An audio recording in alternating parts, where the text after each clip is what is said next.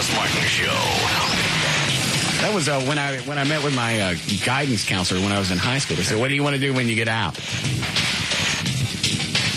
I don't know. And I think really there were three things. I can't think what the third one was, but I remember they made me fill out some kind of form.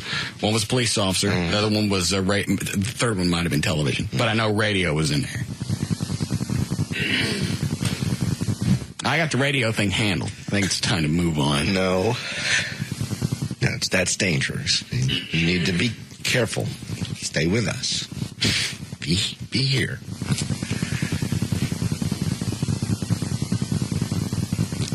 Let's join the reserve someplace. I bet we could do a small town and they wouldn't ask us for a whole lot. Wouldn't that be fun? Probably. On a Saturday or Sunday, we just cruise. We'd be in charge of, like a small town like Crum or Elmo. No, I don't work for Elmo.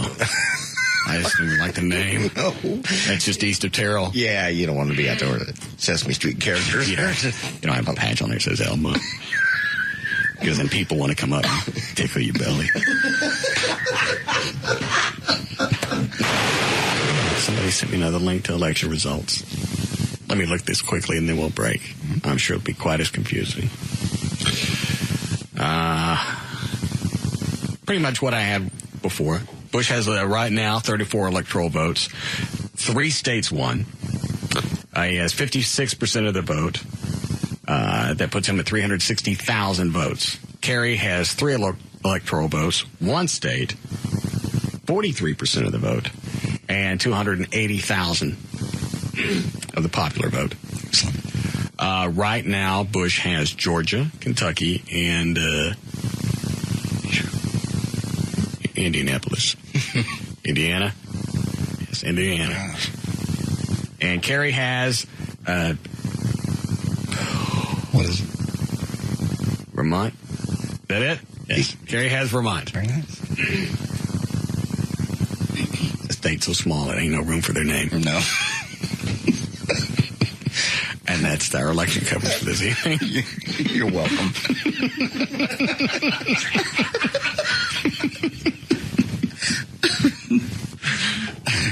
We'll break here.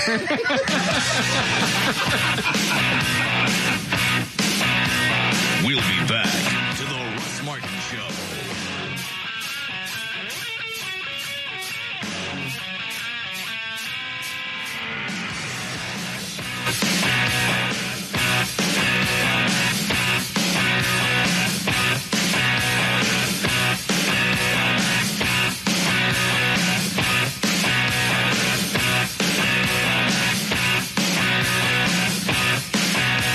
What is the matter with you?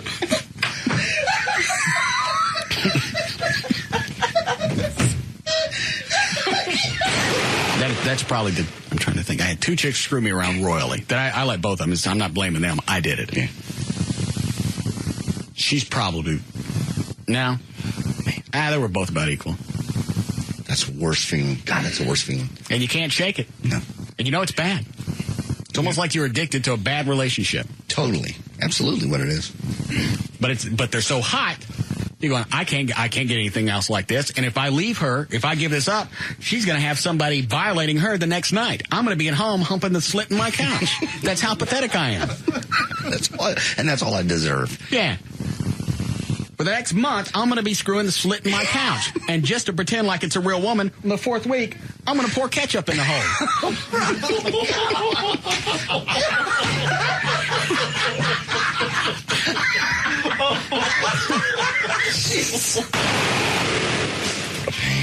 They had a meeting in that office where one of their attorneys and the other attorney met together to talk about my mom's case. Okay. And charged me.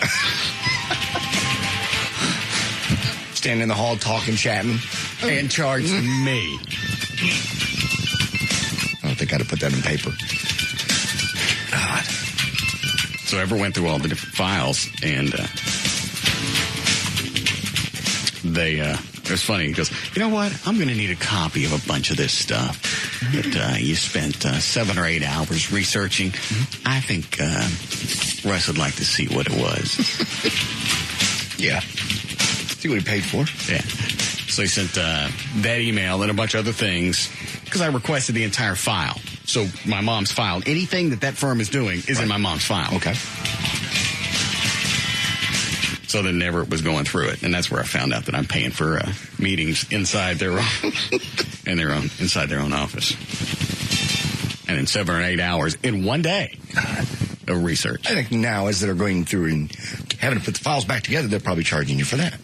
I had to pay a copy. I had to pay a copying fee for the files, just so I could have somebody go. You don't get what, Dan? Everett's on the hotline. Hi, E. Hey. Yes. You need to shut up about this. Well, I haven't said anybody's name. You just need to shut up about it. But I haven't said anybody's. Well, you don't need to say anything. Just let it go. We've got it handled. Everything's cool. But I want to talk about it. You can just shut up about it. Jeez. I think there's... Up A. The Russ Martin Show.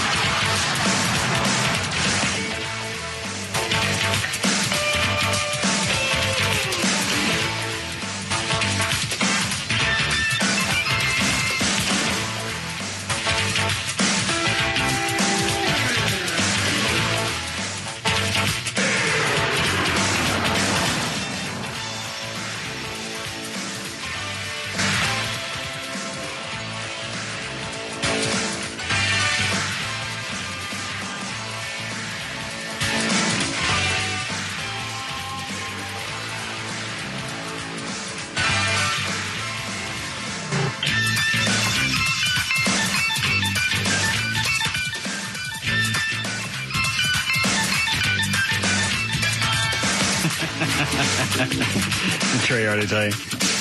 Not all of it. He said you'd done something to him regarding the business. And then he stopped himself and he goes, I can't even talk to you after more in the air. You really, you're sick. Did you bail out of this business already? I know. Actually, as soon as Trey's done looking at the lease, unless he spots anything, I'll sign it today. Okay. Well, what could be the problem? Well, I had to fax the copy to Trey so he could look over it. Okay. To my office. Oh, you've got no idea. I really don't at this point. My mind is kind of winding. What it could be. There's the obvious. Yeah. I believe the last one, JD won't guess. No, I think you're right on that. I don't think very many people will guess this one. Could you tell right off what it was?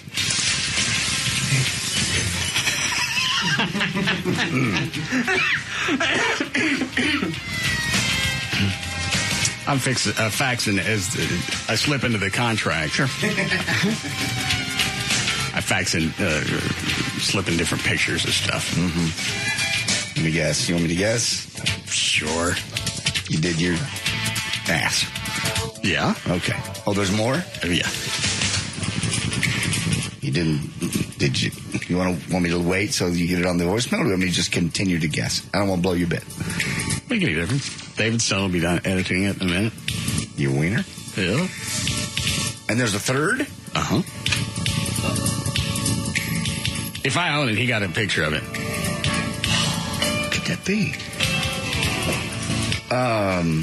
Think accessories. Close up on your balls? Yes. You knew he was going to a business office. I called him. Did I call you right before I faxed it? That's fine. I work in an office of, about 200 agents. The faxes come through. Common fact. Oh, God. Sometimes you can't help where the Sasquatch appears. Oh, my God. Isn't that what you did before? You made a video when you had your sack up against a video, and then you pulled out slow and sent it to all of us because it was entitled Sasquatch. Yeah. So we're all looking really closely at it, and then as it pulls out, it's his sack. There it is. Yeah, I remember that now. You forgot you did that, didn't you? I'm a Peter Pan. You'll never grow up. I hope I don't grow out of this thing. I hope you don't either. I just don't want you to turn it on me. Okay. And it's funny because it was a passing thought. He emailed, he said that you're going to fax the automotive shop lease to me. Yeah. Walking through the kitchen, going to the fax machine. There's a camera. Well, it looks lovely. No one's played with it in a while. I mean, could he actually get in trouble for that? It's coming in on a fax machine. Somebody could see it and be highly offended. Yeah. And it's got his name on it. Well, it's got my name on it. Yeah, but you don't work there. He could get in trouble for it. No one could get to you. I didn't put his name on the cover sheet. It just showed up and just said... That's why I called. I went, are you at the fax machine? No. I was trying to be in my role here. Sorry, Trey, I'm out. I didn't. On his voicemail, he goes, I'm having to hover over the damn machine so nobody else can see what's coming in, and I don't know what's next. I didn't need a close-up of your pee hole. Why not? Because I really never needed to see your pee hole. Why not? Because I never. Well said. Yeah. Well, why not? It's gay. No, it's not. I'm straight. It's a pee hole. Yeah. Really? Don't. I burned my fax machine at home. You don't like the little Mr. Bill face I made with it? Nice. I get that visual immediately. Oh, yeah. Do I? Did you give it a hat? I want the freaking puppet show. I got to hurry up and get the fax over there. Did you see any problems with the fax? Yeah, your ass is a little bit flabby. I meant the text. That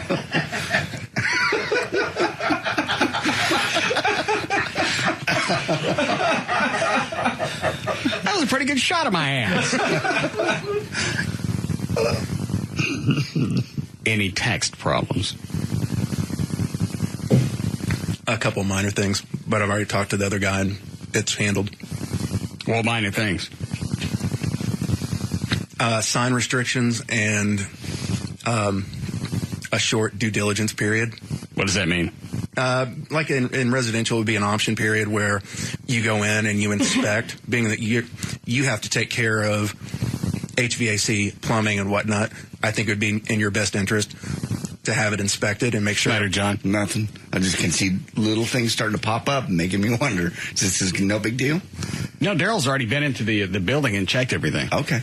So AC, heat, water, electrical.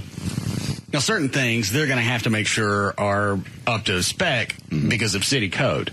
Okay. Other things like electric and water, they can't just, well, you're responsible for all of that. AC, other things, that's what the tenant has to take it's care just of. Normally about this stage, little things start popping up, but you don't see any problems. I don't. Okay. No, it's standard. It's clean. I just, on your behalf, I'd feel more comfortable for you if you have a certified AC guy come out there, say, equipment looks good. It should run for another 10 years. Okay. Sure. Good enough. And you do that during the due diligence period. Yeah. I mean, Because I wanted to sign the lease today and go out there this weekend and start cleaning up. to be honest with you, we can have it done by Friday. Can I actually do things during the due diligence period? If it's just cleaning? I don't think they'd have a problem with it, but I can check. That's cool. That's hard to believe. This is going too easy. I don't mean to jinx it. No, these people weren't squirrels. Okay. Here's what we want. Here's what we'll give you. Already before it was an auto repair place. It's got the bays. It's got everything. All we got to do is throw in lifts and some monkeys. Okay.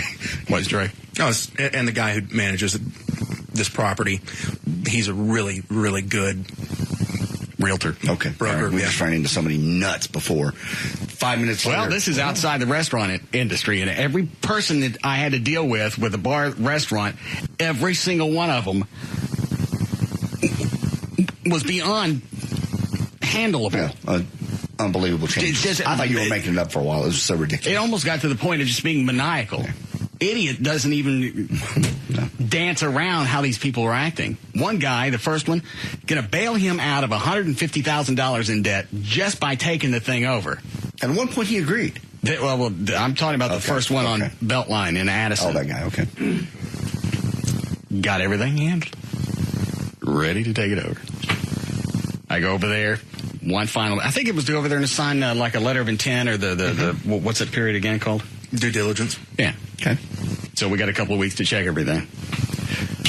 He said, everything's handled. I'm going to need $20,000 for myself.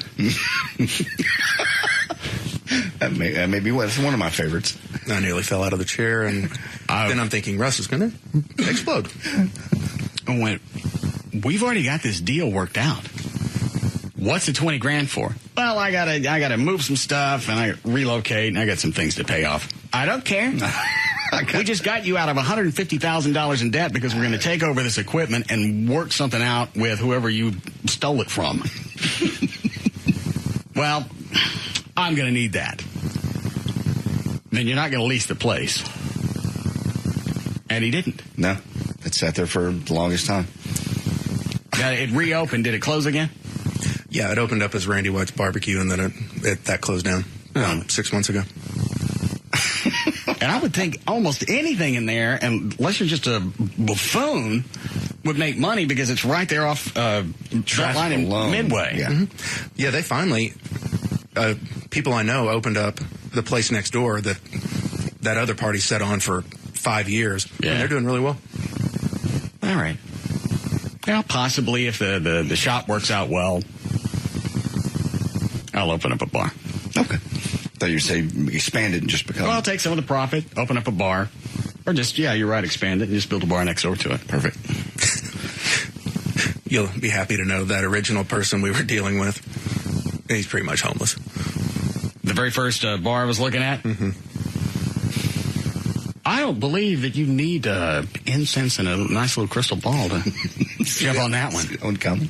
Just by all the decisions that he had made and got him to that point of being that far in debt, you got somebody there to bail you out. Totally. Then you ask for another $20,000. I get some bills and your vacation. Yeah, coming. I've seen your bills. I'm gonna eat most of them. I don't care what you got to move or who you got to take care of.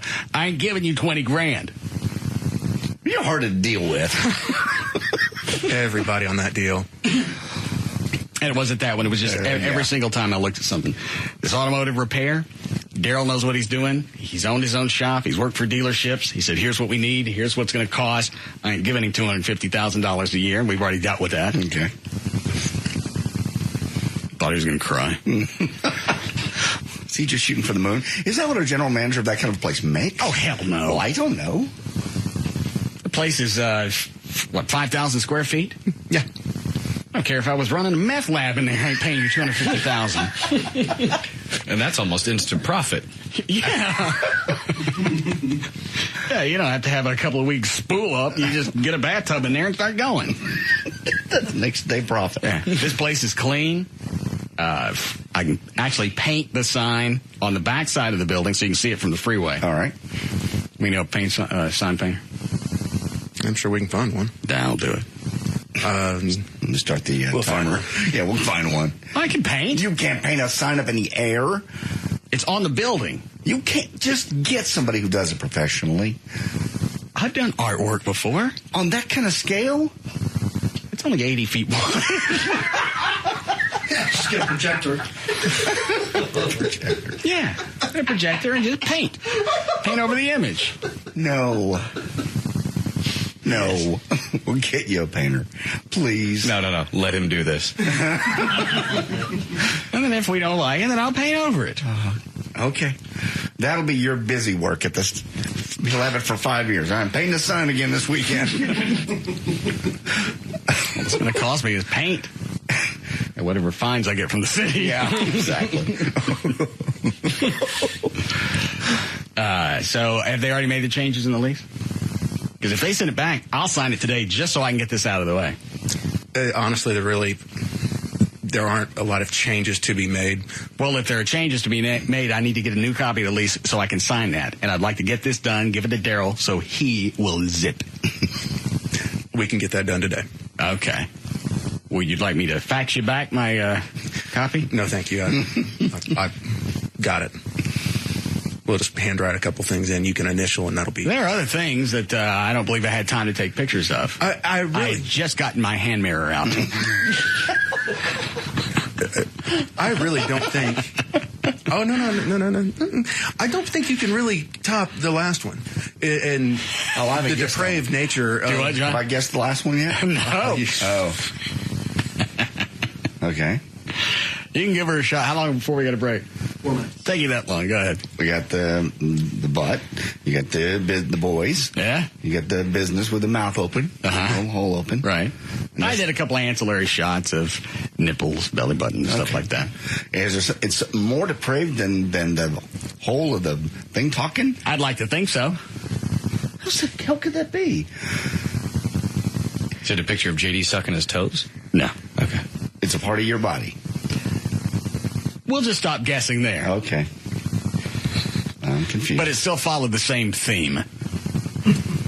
Yeah, okay. Look on Trey's face. He's staring off like he's looking at it in his head. Yeah. It's one of those things that... He looks like he just got back from Vietnam. He does.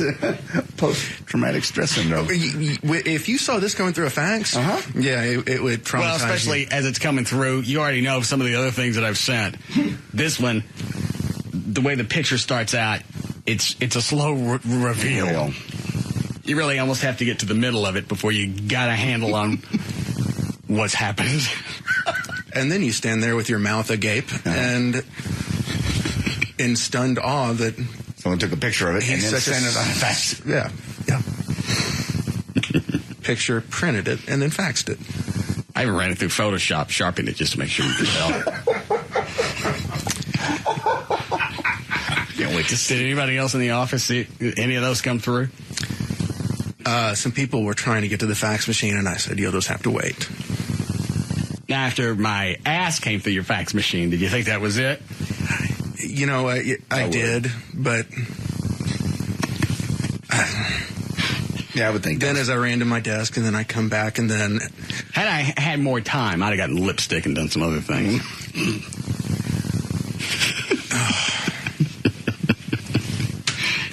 Why don't you go check with David Stone, see if he's done editing your voicemail. Okay. Chloe, can we break this? All right, then. We'll be back.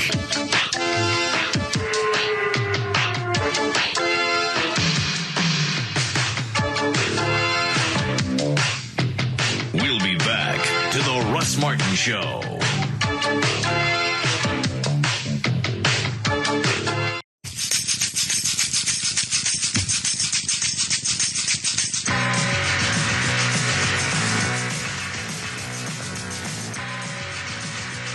Now, back to the Russ Martin Show.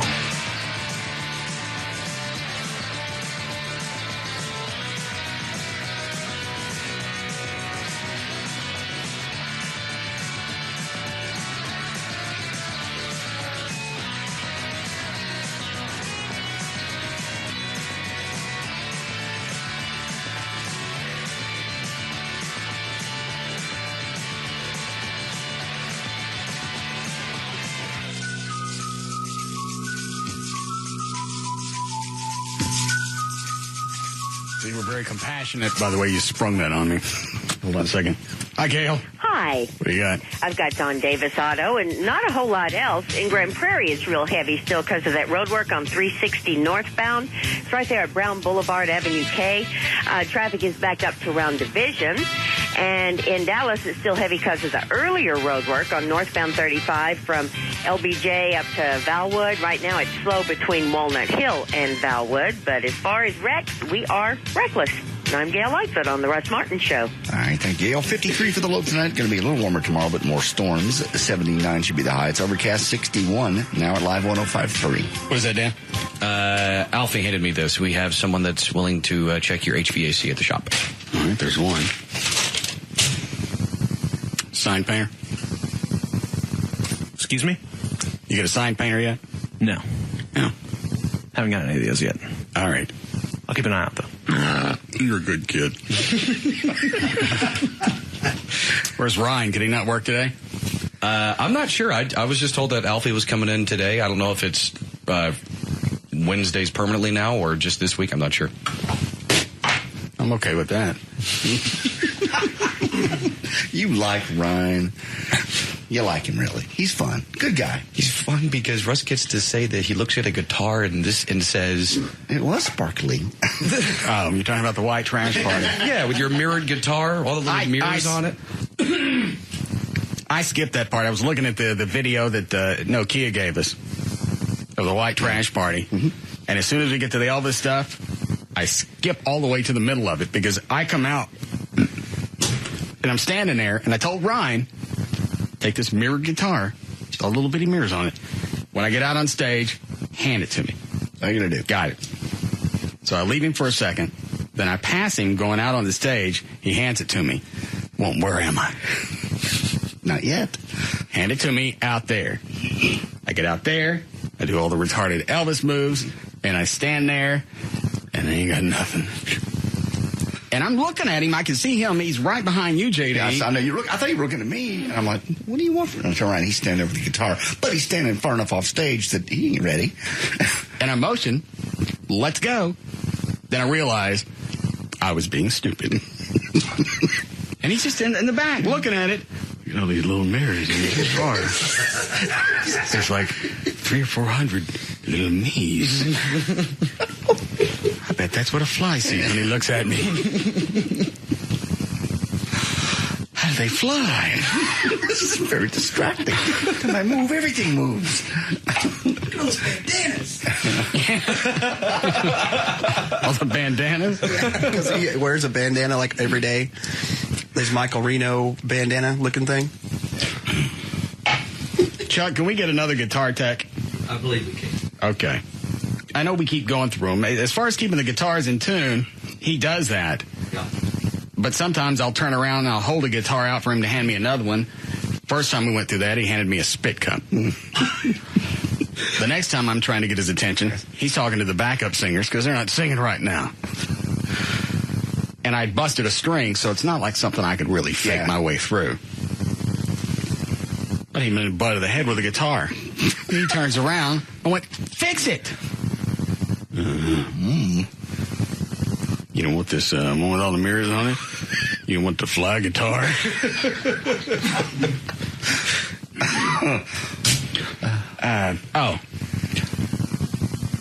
I got no clue, referring to what you did earlier, John.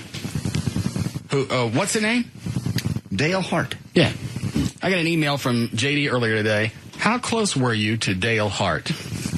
Went, who the hell is Dale Hart? JD sends back, I was.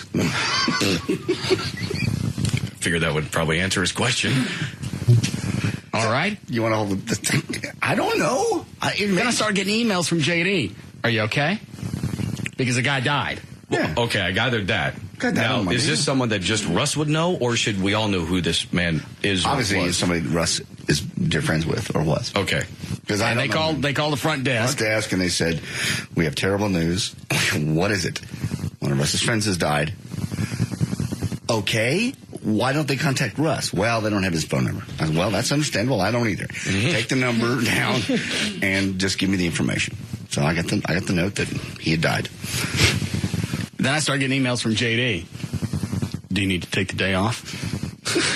I don't know who Dale Hart is. Should we run best of? Yeah. JD's just looking for another day to himself. He's horny. Every time someone dies, he just can't wait to go to the funeral. Can we go to the funeral? I didn't really know him, but I hope that I can go. I want to be there to support you. I get on my funeral outfit and my funeral jerk-off rag, and I'll be ready to go. In your glory suit pants. Trying to be nice. There's people you know that I don't know. And I can't even think wide enough, and all the people that I've ever come across, who the hell Dale Hart is. Okay. Yeah. Are you sure they got the name right? Yes. I told him to make sure it was spelled correctly and everything else, because I said, I don't know who it is. So obviously somebody Russ knows. Get the spelling correct, read it back to them, get the phone numbers correct, read those back, and they did. Chloe, you got any clue? Who the hell is Dale Hart? I don't know. We should go home. I can see, I get it. This is how you deal with the grief. You push it aside. I don't know that person. Then you deal with it later. I don't know Dale Hart. In your private time. But if it'll help you, I'll grieve. You need a hug? Hang on, Trey just walked back in. Okay. Do you know who Dale Hart is? Dale Earnhardt? No, Dale Hart. Wrong dead guy. No. Well, thanks for springing it on him, Dan. Absolutely no freaking compassion in this room at all. The phone is probably his mom. Maybe that's it. Hello. Yes, can I ask who's calling? I'm sorry, with who mortgage? All right, one moment. Some mortgage company calling for a guy. Uh-oh. He's in trouble. Yeah.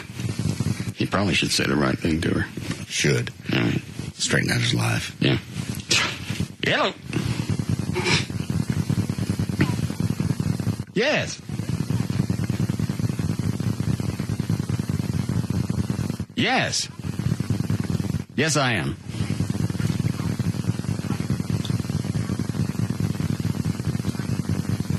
Well, it's funny. I'm in the process of refinancing. We had yeah.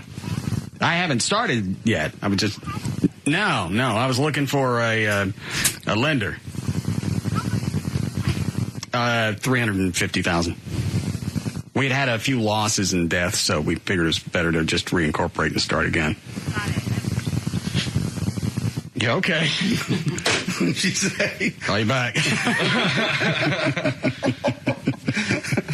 Mark that one off the list. No clue who Dale Hart is? No. Bad news. Grab the counter.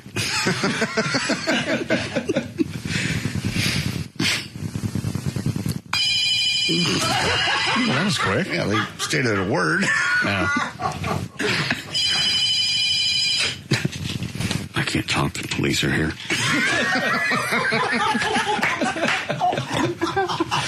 I can't. Anybody associated with the show, I'm at an absolute loss. I even, after JD emailed me, I went back and pulled out my high school annual, see if there was a Dale Hart I went to high school with. Nothing. No clue. But they said I was close to him. You were close to him, your friends, and they wanted to let you know that he had passed. What did he die from? You want me to really say it? I thought I put it in the email. No, I was verklempt over who the hell Dale Hart is. Suicide. Yeah, you should have made something up. Hit the button. Huh? We got time. To do what? Hit the damn delay. Dead. Two of them. Committed suicide? Yes. Probably wasn't happy. Very good call.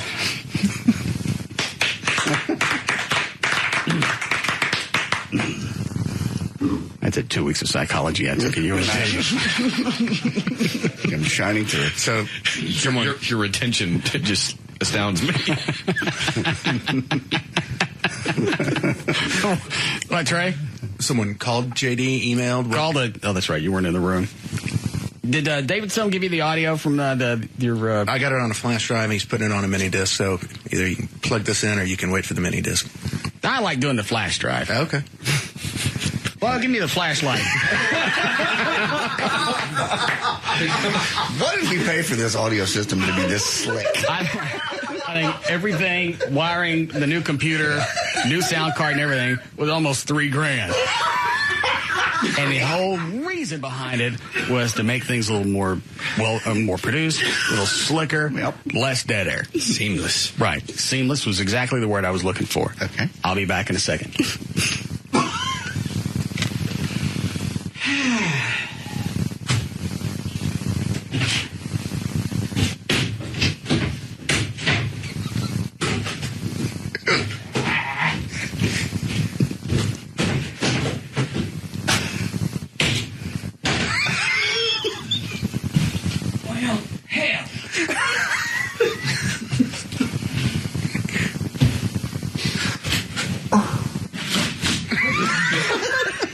Hold the flashlight for you? No, I got it.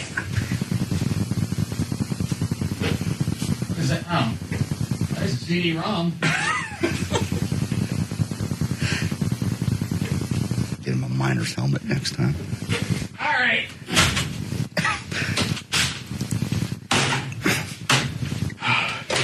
Got it.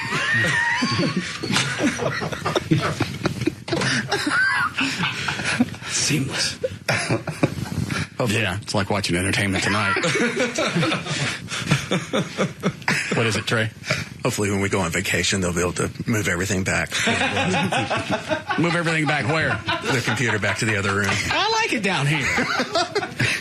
It makes me feel like I'm part of the show. All right. Now let's see if I can find the files. Yeah. Here's Mark Davis. What's there a file on Don Imus? Oh, I pulled some Imus clips in case the lover wanted to talk to Imus. Get a little guilt action. Don't you think this lover bit's gone just a hair too thin? No. Let me listen to the Imus thing.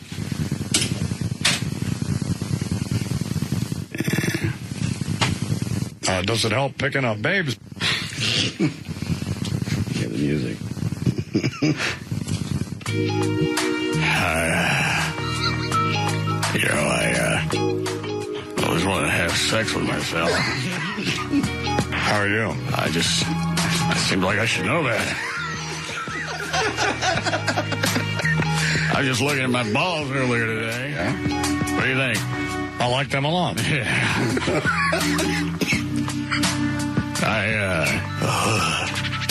I wonder, if I pull on my penis long enough, I could get it back in my hole. I don't know. Like a little teepee. Little fiesta going on back there. I guess it was a party. Yeah.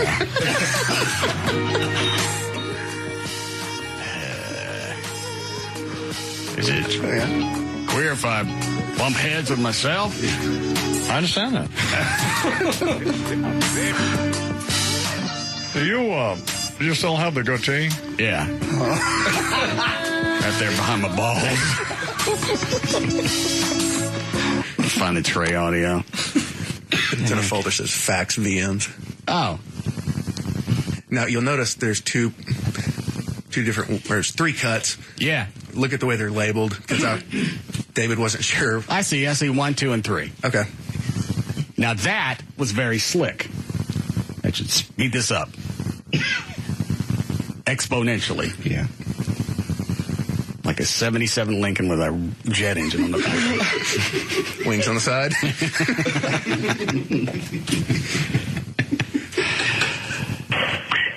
You know what? You really are. The f*** is wrong with you? Pick up your damn phone. We're using a new beat now? Sounds different. Yeah, and it didn't. I don't care for that one.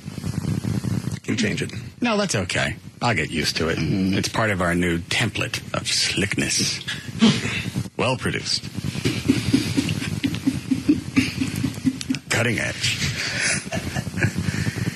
Vanguard of radio. Pull this crap out. I cannot believe you did this.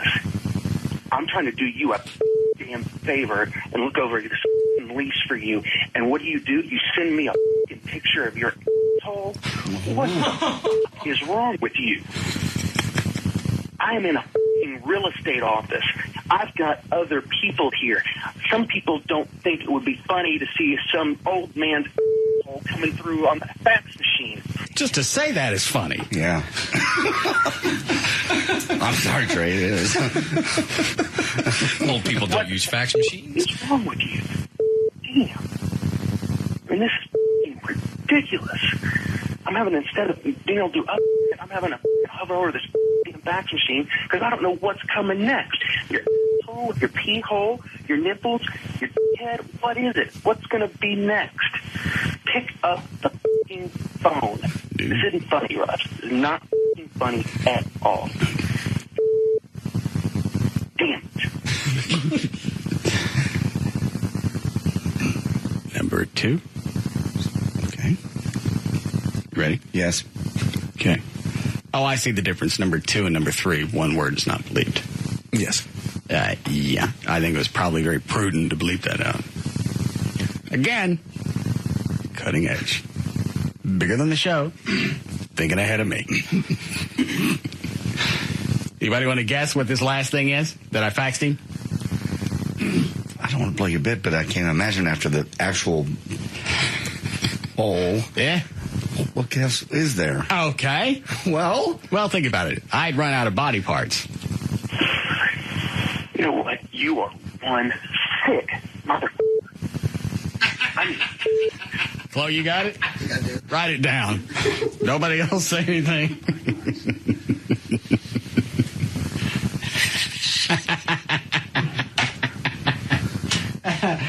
Now you missed it. Really? Yeah, no. There are no fecal shots. You know what? You are one sick motherfucker. Hold on. You just, what'd you write down, Dan? I had to guess. Yes, Dan got it. Did he? Wow. You are a sick.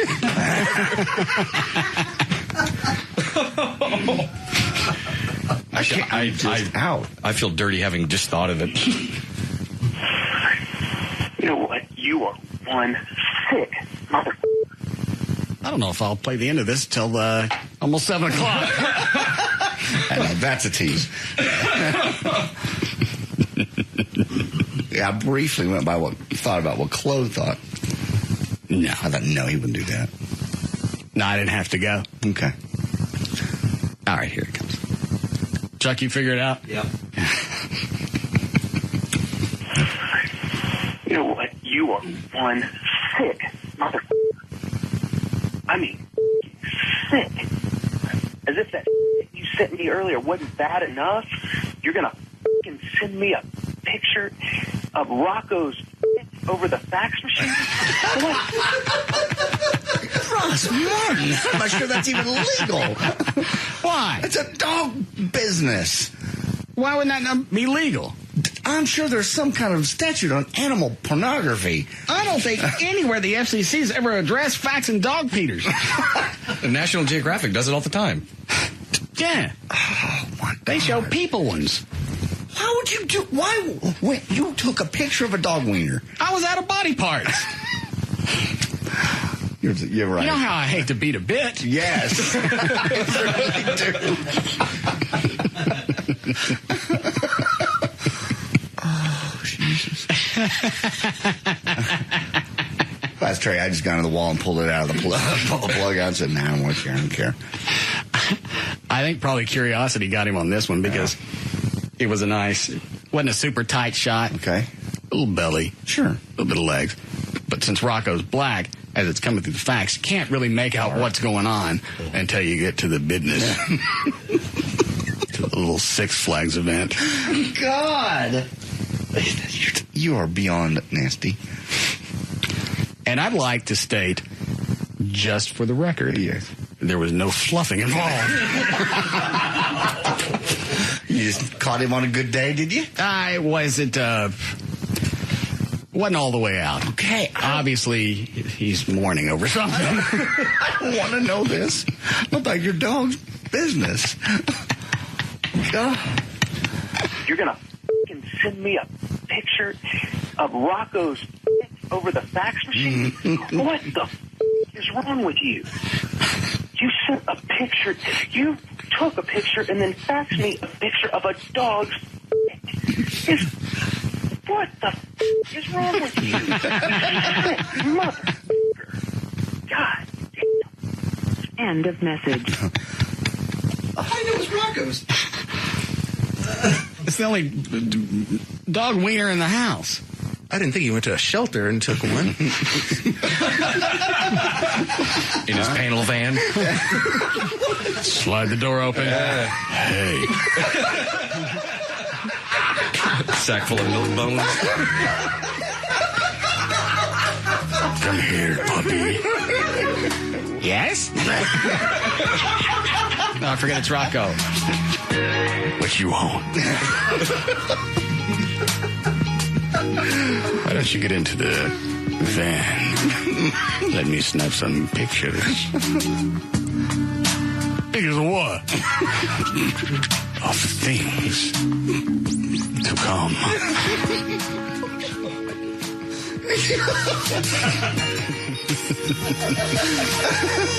Stop this. Climb into the dog bait bus.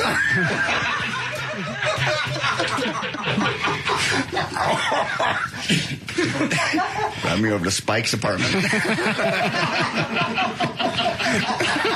And then drive me later to the 8th Street Labradors. We are licked together. Oh, no. Did you bring the pictures with you? Oh, say you didn't transport these over county lines. Oh, that'd be even better. Have him speeding to work, gets pulled over. You got a picture of a dog laying in the front seat. You better get your hands up. I think they would just start tasering and beating you immediately. I mean, we have to warn him, do we, Jim? You didn't bring them with you? No. That's all right. I kept the originals. Send him to them next time. No.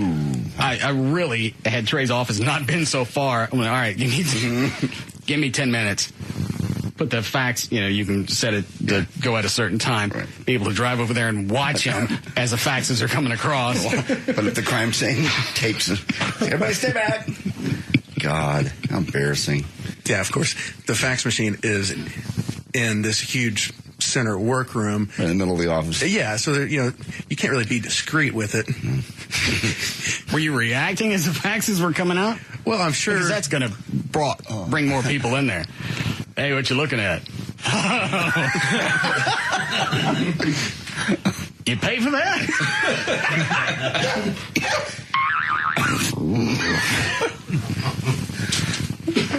So nobody saw anything? I don't think so. That's too bad. When you go back to the office? Tomorrow morning. Oh, maybe I'll fax some stuff tonight. Bet you'll be there at 5 a.m. Nope, just get in early. Maybe put Twiggy in some nice lingerie. Oh, my. No. That's wrong. I don't have the music ready. I'm ready, Daddy.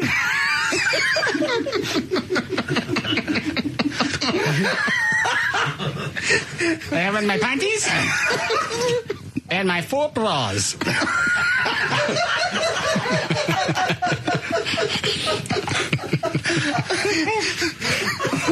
See, you're laughing. Wait till it shows up tomorrow.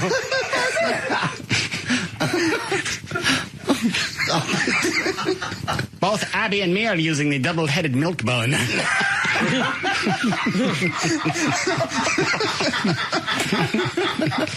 By the way, we're stuck.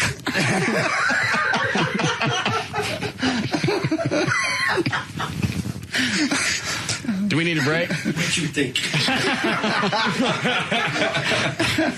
All right, we'll be back.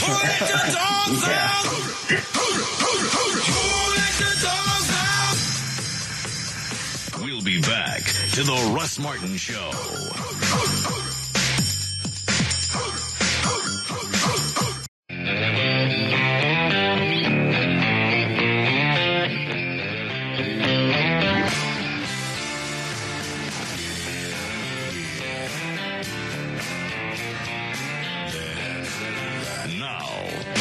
To the Russ Martin Show. I want to talk about me, want to talk about I, want to talk about number one on my, me, my, what I think, what I like, what I know, what I want, what I see.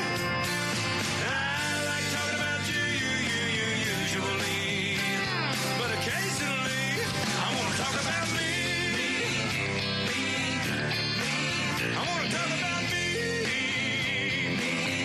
On Saturday evening, April 19th, the Russ Martin Show Band presents a special Police and Fire Appreciation Dinner and Performance. The event is free and space is limited. If you are a police officer or firefighter and would like to attend, go to russmartin.com for details. I want to talk about me.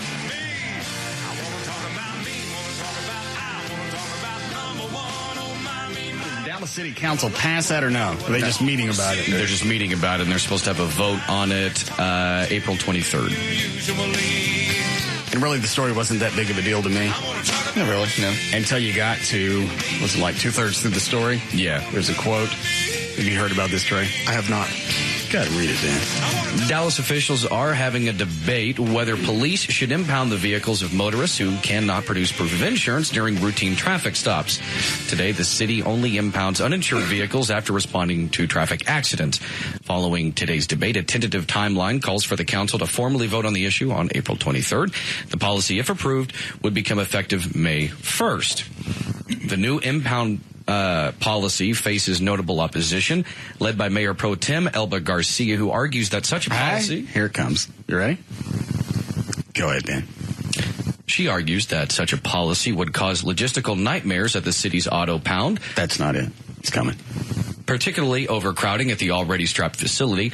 Other council members have expressed concern about the policy disproportionately affecting the poor. Because I'm poor and I can't afford insurance, I need some type of special allowance. I need a dispensation. Waiver. I need a note.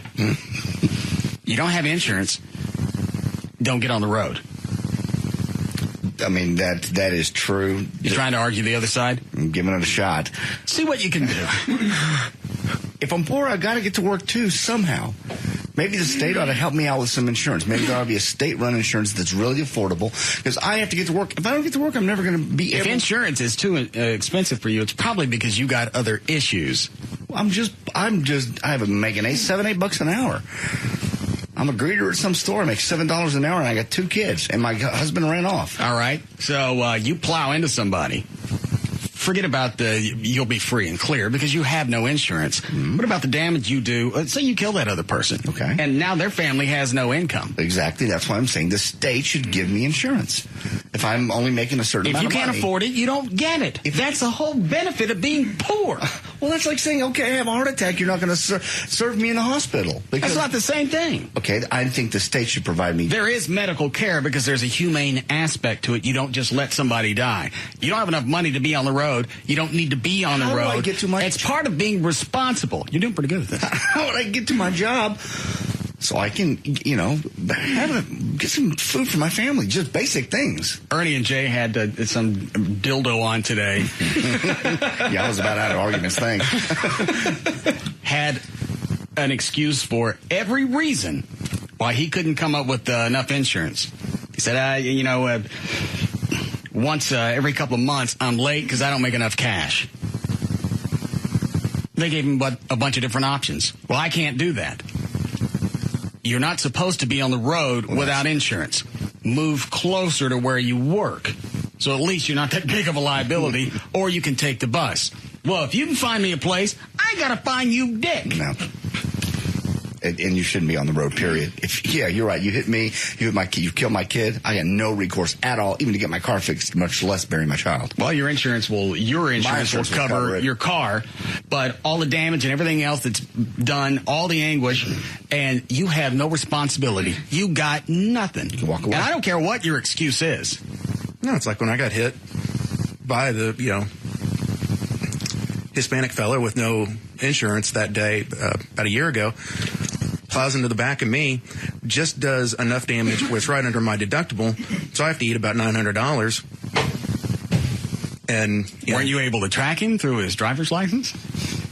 No, because when the police showed up, they started talking to him. Then someone else got in a wreck down the road, and they drove off, and he was right behind them.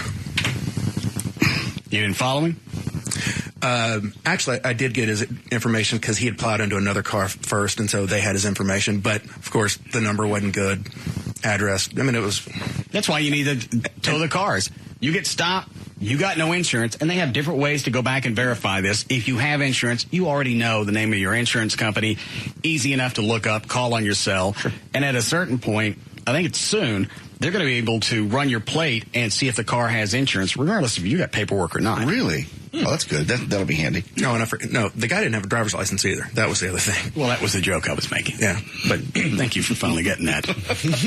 I thought they were, instead of poor, I thought they were going to go with the illegal immigrant angle, and that'll... Possibly that covers it all. And I really thought they were going to go in that direction. But it's going to unfairly affect the poor. Sure. You're not supposed to be on the road. I don't know how black and white and any other color in the spectrum you want it to be. To make it, you're not supposed to be there. Being on the road comes along with responsibility. If you don't have that responsibility, then you don't get on the road. I don't care what your excuses are. We got mass transit. You got thiefers. Move. Bus didn't come by my house. And I think it was Ernie or Jason, move closer to a bus stop. You can do all that stuff. They won't. You're right. They're not going to do it. There's a reason they're driving around without insurance. I'm strapped and I don't have the cash for it. Then you don't get to drive. The state should give me insurance. You back on that one? Yeah. I thought that was we really didn't beat that yet. Give it to you. That would twist you. Give it to you and take the money from where? The state coffers from the lottery. God knows where that money goes. I pay $50 every week to play that lottery. Nobody drags you into stop and go and goes, take this. No, I know. I'm just saying, the state, because I can't afford it and I have to drive, should give me some cash. Give me some insurance. I doubt you could live anywhere in this city where you're more than a mile away from a bus stop. Nobody likes mass transit. Everybody likes to drive their own vehicle. Everybody likes that feeling of independence, even if you really aren't independent. You don't have enough cash to pay for everything you own. Start selling some stuff. Clear crap out. Take some of your luxuries out. At least be responsible for the other people around you if you mow into them. No, there's no responsibility. There's no responsibility in their lives. Why would they care about this guy that I'm running into in the Mercedes? Yes, Jim. Yeah, I agree with what you're saying, Russ, and I think JD's he's on the right track, but I think he's a little off base as far as giving it away. I think they should streamline it to poor people. I think the government should put it in place kind of like a Section 8 housing, then base it off your income. Your insurance. Yeah. Because regardless of what your driving record is, it's going to be based on just what you make. Well, just like the housing, they do it for poor people all the time. Me personally, I pay $1,000 a month for each one of my trucks to have insurance, and I think it's ridiculous. What kind of trucks? Wrecker. Oh, all right. So that's a business policy. Even at that, on my personal car, just because it's a red, I pay more than normal. I pay more for my sports car to be red than somebody else would pay for theirs to be black. Who said that? My insurance agent. And it's all because the red paint costs a few cents more to make. But they charge you an extra $50 to $100 a month. Why would red paint cost more? I have no idea. Who are you getting your insurance through? State Farm. So do I. I never paid more for the color of the car. I use State Farm, and they've never upcharged me because my car's red. Now, granted, it's not a quote-unquote sports car, but... Well, some people have the thinking it's red, it's going to stand out more, it's going to be more visible to cops. Then, obviously, my rates are probably going to go up some. That's where he's going with that. It ain't because his paint costs more. And if you start towing every car that's got no insurance, people will probably be, obviously they're not afraid of the law of getting into an accident get caught. and getting caught because most of them just drive off and that's it. you get your car towed, or that's a possibility, you're going to probably be a little more inclined. No, but that's okay for now.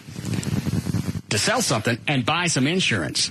But it'll cost me $250 to get my car out of towing, so I'm going to be even more, in debt now. Had you had insurance, you wouldn't have to worry about the towing cost.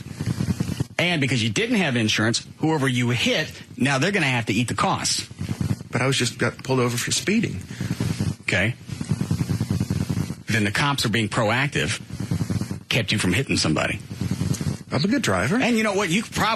Somebody could go back and flip this around as far as a civil lawsuit. Cops stopped him, didn't tow the car, knew he didn't have any insurance. 3 miles later, he kills an entire van. Cops let him go. Yeah. Why would you let him go if you knew he had no liability insurance? Could have towed him. That's true. And I don't think liability insurance is that much anyway. No, it's not. The only catch is that to have liability, you have to own the car outright. And it just depends on what you're driving. Obviously, some poor people don't own their car outright. Because if they did, then they could probably afford the insurance. What about? Okay. Yes, Tom. Hey, there's another aspect of it you guys haven't mentioned yet. We got a couple of friends here that have had more than one wreck within a year, and neither one was one of them's fault. And we found out that your insurance carrier doesn't have to keep your policy in force. They can drop you if you file a couple of claims they don't like, and God forbid someone sue your insurance company. A lot of times, not only do you end up not having the money to fix your car, but you end up hang on a second. They were no fault in an accident, and the insurance company dropped them. Yeah, the second accident they had was an uninsured driver. And the first accident they had, they sued them in court. But even though they didn't win, the insurance carrier dropped them and said, we're going to get your car fixed, and then we're canceling your policy. And then they got to run around looking for another insurance carrier. And the DMV writes them and says, hey, if you don't get insurance, and the car was financed. Well, and you know what? This is the same thing that everybody else has gone through. Everybody's going to have an excuse. What if this? I can't do that. There's no way for me to make ends meet. Then get rid of the car. I live in the middle of Irving. There's nothing that comes close to me. I can't afford Irving's to move. got a transit system. DART goes through Irving. I can't afford to move. It's a family-owned house that's paid for. It's 3 bedrooms, and we're 6 people in this house. Then sell a house and move it into an apartment. Use the equity from the house that you have. My grandmother owned this house. Screw that bitch. Just going through all the excuses I'm going to come up with. Well, and everybody's going to have 2 or 3 of them. If I don't have insurance, I can blame everybody but me. It's got nothing to do with me because I don't have a job where I make enough to pay for all the things I'm supposed to have. But if I went to your house and looked at a bunch of different things, I could find ways to wean back. Few things. But they don't want to do that. I want to go home. I want to have my stuff. I don't want to have to prove that I've got any type of liability. That's like throwing money away every month that I don't get to hit somebody. That's how they think sometimes, unfortunately. And Ernie J. I've never had a wreck. Why would I have to have insurance? And Ernie J. had somebody on that had just had a list of reasons why they couldn't do it. Yeah. I'm in a financial situation where I can't do it, and every once in a while I'm going to be late. I'm not going to be covered. Then the months that you're late, then you don't drive any place. Well, I got to go to work. You better pick one. Get a swim. Shut up. But it was just excuse after excuse why I'm not responsible. Yeah, you are. Oh. Possibly you sell whatever you're driving now, get something cheaper. Is this the first city to enact this? Or is it? I thought Irving was doing it, but I don't know. Irving do it? So you get stopped even for running a red light. You get stopped, and if that's the case in Irving, you get stopped. You can't prove any liability insurance. Right. You lose a car. Lose a car on the spot. And if they're running out of room at the pound at Dallas, points. At a certain point, start selling them. Now you're making money off of it. I guess you can. So now you see income coming from it. I guess you can do that. And if everybody knows that there's a chance I get stopped. What a nightmare. I'm going to get insurance. Or they're going to drive below the speed limit in the left lane, and I suffer anyway. Yeah, you get it either way. Let's see if I want to take any of these.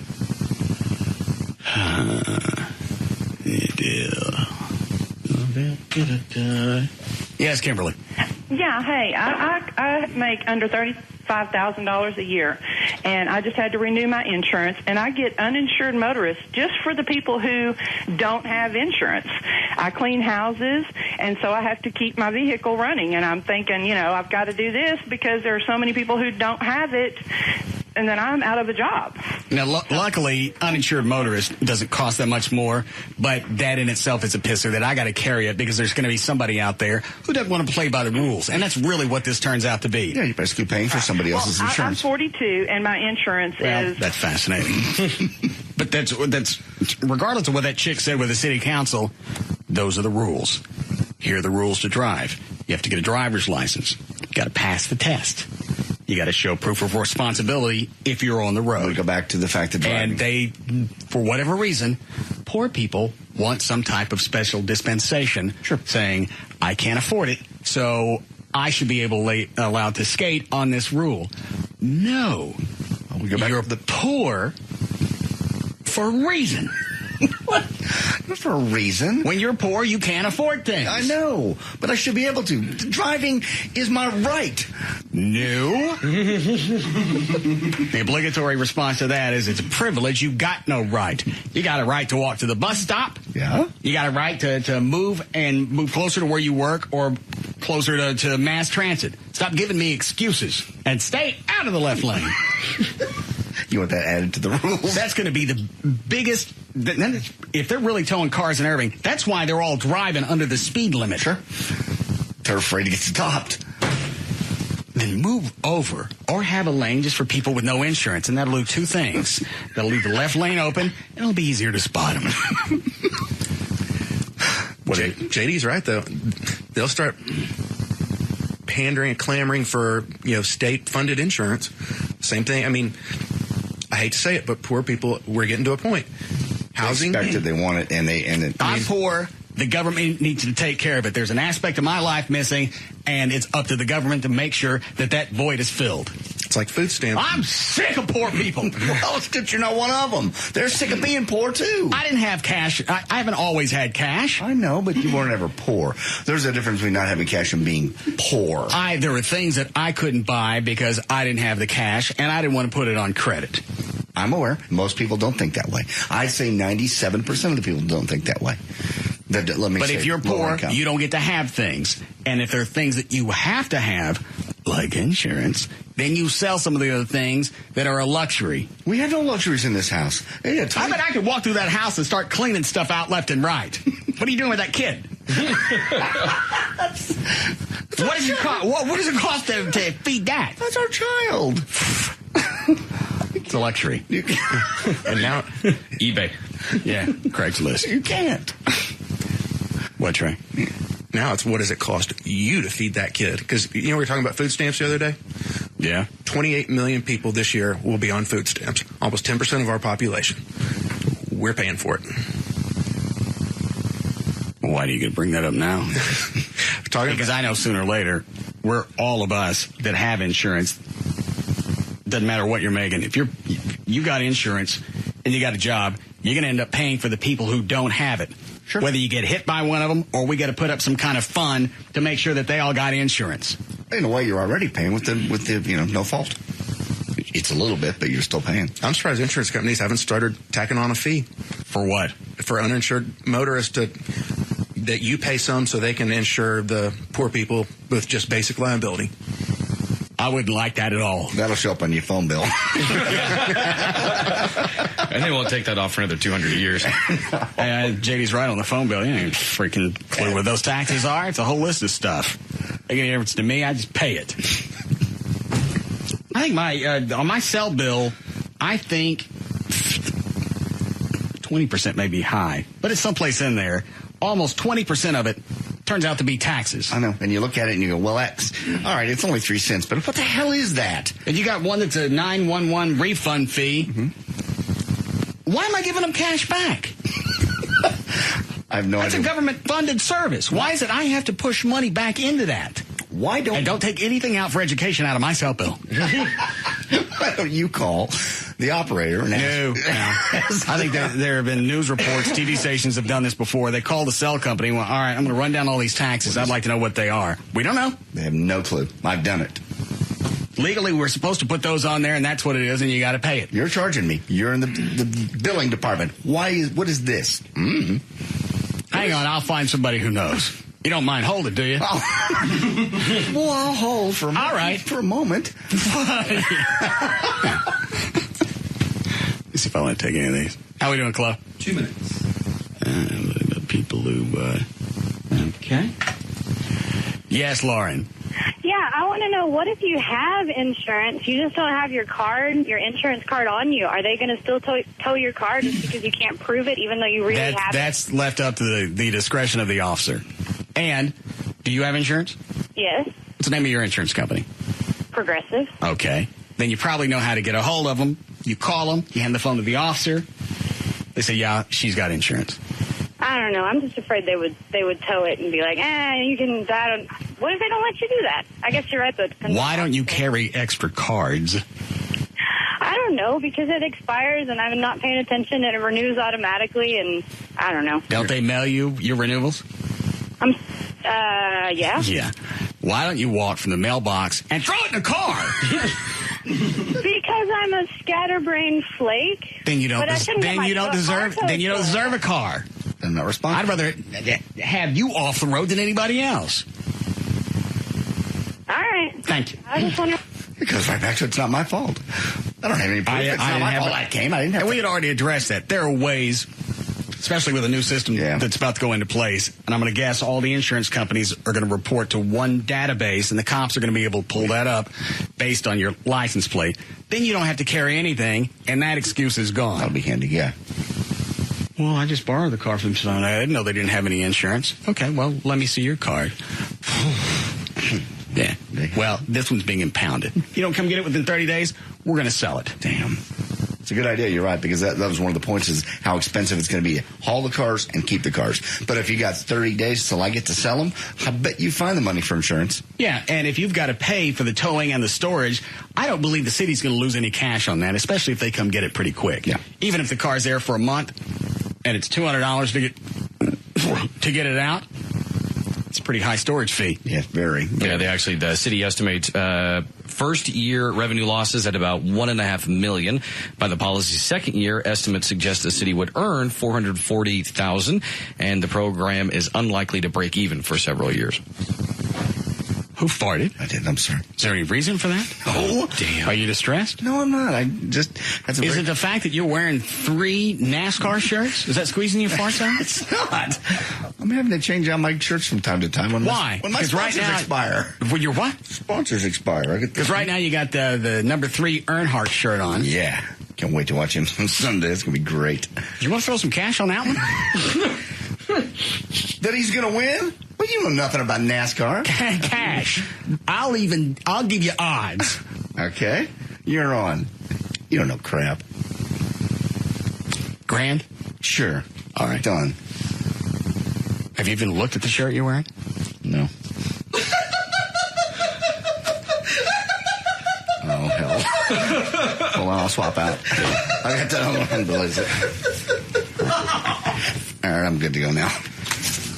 Well, that's Junior shirt that you got on now. The other one was Dale Senior, and the bet was on that one. Well, hell, I'll give you the 1,000 now. Where are you coming up with all the NASCAR gear? I'm going to pay for my sponsorships. This is the Mountain Dew Amp Energy Drink, National Guard Rolaids, Pop-Tarts, Smith & Wesson, Chevy Impala. Are you getting money from them? A little bit. They're not going to let you onto the Texas Motor Speedway. What's the big NASCAR kick? I kind of got a way around that, I think. Around Eddie Gossage? Yes. Eddie don't like you. I know. Well, you said you wanted to spray NASCAR. I love NASCAR. I'm working hard. I'm promoting NASCAR. I'm wearing this. You wanted to neuter everybody at NASCAR. You wanted to fly over with some type of spermicide. That was a joke, and he gets it. He's funny guy. He's a funny guy. Hold on. I got one more voicemail from Eddie. This one's not funny, but this is his best yet at cramming in plugs. How long before we need a break, plug? No. All right. Is TMS running any spots today for any reason? Tons. All right. Mark this off as 2 of them. Are we keeping score? Yeah. Okay. Everybody get a pen. Got it. Okay, we count when he says Texas Motor Speedway and any event. Anything that's plugging anything going on at the Texas Motor Speedway or appearances. Okay, here we go. Ready? Yeah. And begin. Hey, Russ, this is Eddie Gossage out of Texas Motor Speedway. I've been trying to get you to come out to the Sprint Cup race this weekend, the Samsung 500 on Sunday, or even the O'Reilly 300 on Saturday, part of the Nationwide Series. Hadn't heard from you, and I just want to make sure you're coming out because I really want to pull out all the stops for you, man. We're going to give you a prime spot to watch the Doobie Brothers during the Amdro Fire Strike pre-race show, part of the big pre-race activities. I also want to put you in one of those Dickies race suits and have you in one of our Chevy Pace cars. As over 200,000 people are out there screaming and carrying on and, that kind of thing. So, but if it gets too hot in your race suit, we'll have my friends from Old Spice there to make you smell nice and good and fresh and all that kind of stuff. So, hope you can come. But, what drivers you want to meet? Tony Stewart, Kevin Harvick, maybe Bobby Labonte. He's a Texas guy. Those are all some of my favorite Coca-Cola drivers. And, we can spend some time with them. So, you don't have to go to TexasMotorspeedway.com to buy tickets. You don't have to call 817-215-8500 for all this on Sunday. Heck, you don't even have to stop at Bank of America before you head out to the track because it's all on me. I just need you to call me back, tell me you're coming out, and I'll UPS all this stuff over to you. So give me a call, my friend. We'll get it done for you. All right. How many did you get, John? I got 14 and 3 drivers. Trey? I got 15 and 3 drivers. Dan? 15 and 3 drivers. Chloe? 15 and 3 drivers. What'd I miss? I got 37.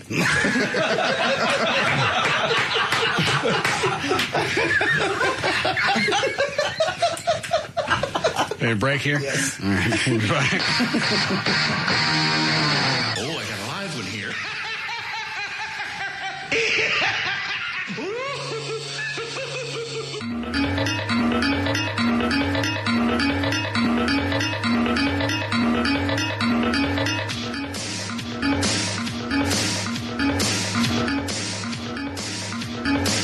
We'll be back to the Russ Martin Show. Go with a smile.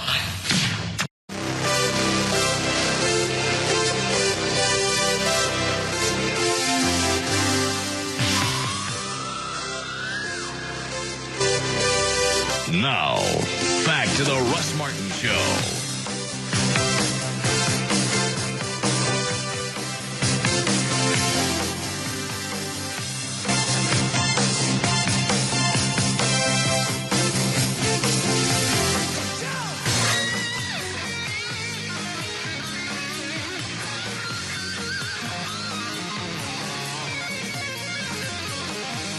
Is that Gail? Hi, Gail. Hi. What do you got? I've got the Dallas Auto Show to bring us this update, and a wreck on I-30 Tom Landry eastbound. It's between MacArthur and Walton Walker in the left-hand lane. On westbound I-30 East Starl Thornton at Good Latimer, the 2 right lanes are still blocked by a crash as you head into the canyon.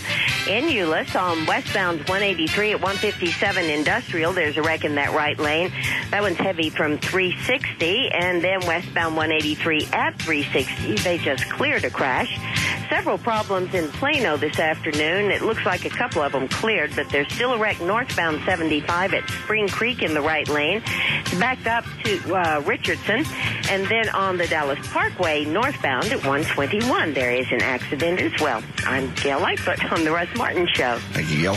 Storm's coming in late tonight. They say mid-50s for the low, then 80 tomorrow, more rain, and clearing out for the weekend. 64 now at Live 105.3. And here's a reason I like the new call screener, Augie. Okay? Big as Alfie. It's Alfie. Augie quit? Yeah, you ran him out already. Yeah. He just walked in with a list of stuff. Okay. That people that have called. And you know how he got this? How? He answers the phone. That's a twist we've never thought of. Oh, by Ryan's studio one day, he's in there dicking around on MySpace. Was he really? He gets distracted easily. Well, there's certainly no reason to let the pressure of the job get at you. He did. What, Chloe? Yes, they did bring you the list of the lovely people that do voice boxes. Oh, yeah, different guitar things that I could add to the band. Mm-hmm. One of them was Motley Crue, and the other one was Rascal Flatts. There you go, boss. Helped you along with your bid.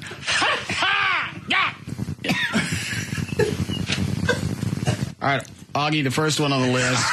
Alfie.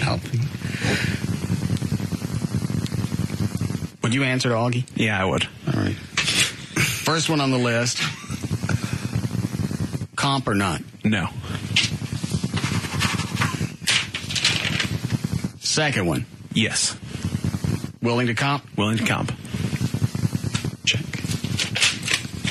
What about the last one? The last one? The one that says he paints murals. Yeah, the last one, he's a friend of the second guy. Yeah. He says he's probably willing to comp. I haven't talked to him directly, but his friend says, hey, if I'm willing to, he should be too as well. Well, and I'm not even looking for a mural on the backside of the building. No, it's signs. It's just so you can read from the freeway. Plus, I'm not going to turn these guys loose on the backside of that building and just start painting murals, and it's going to look like something off of a Good Times van. That'd be cool. What? The waterfall with the two naked people? We didn't leave room for the unicorn. That's all right, because on the side of the building, we painted a bunch of running horses and cactus.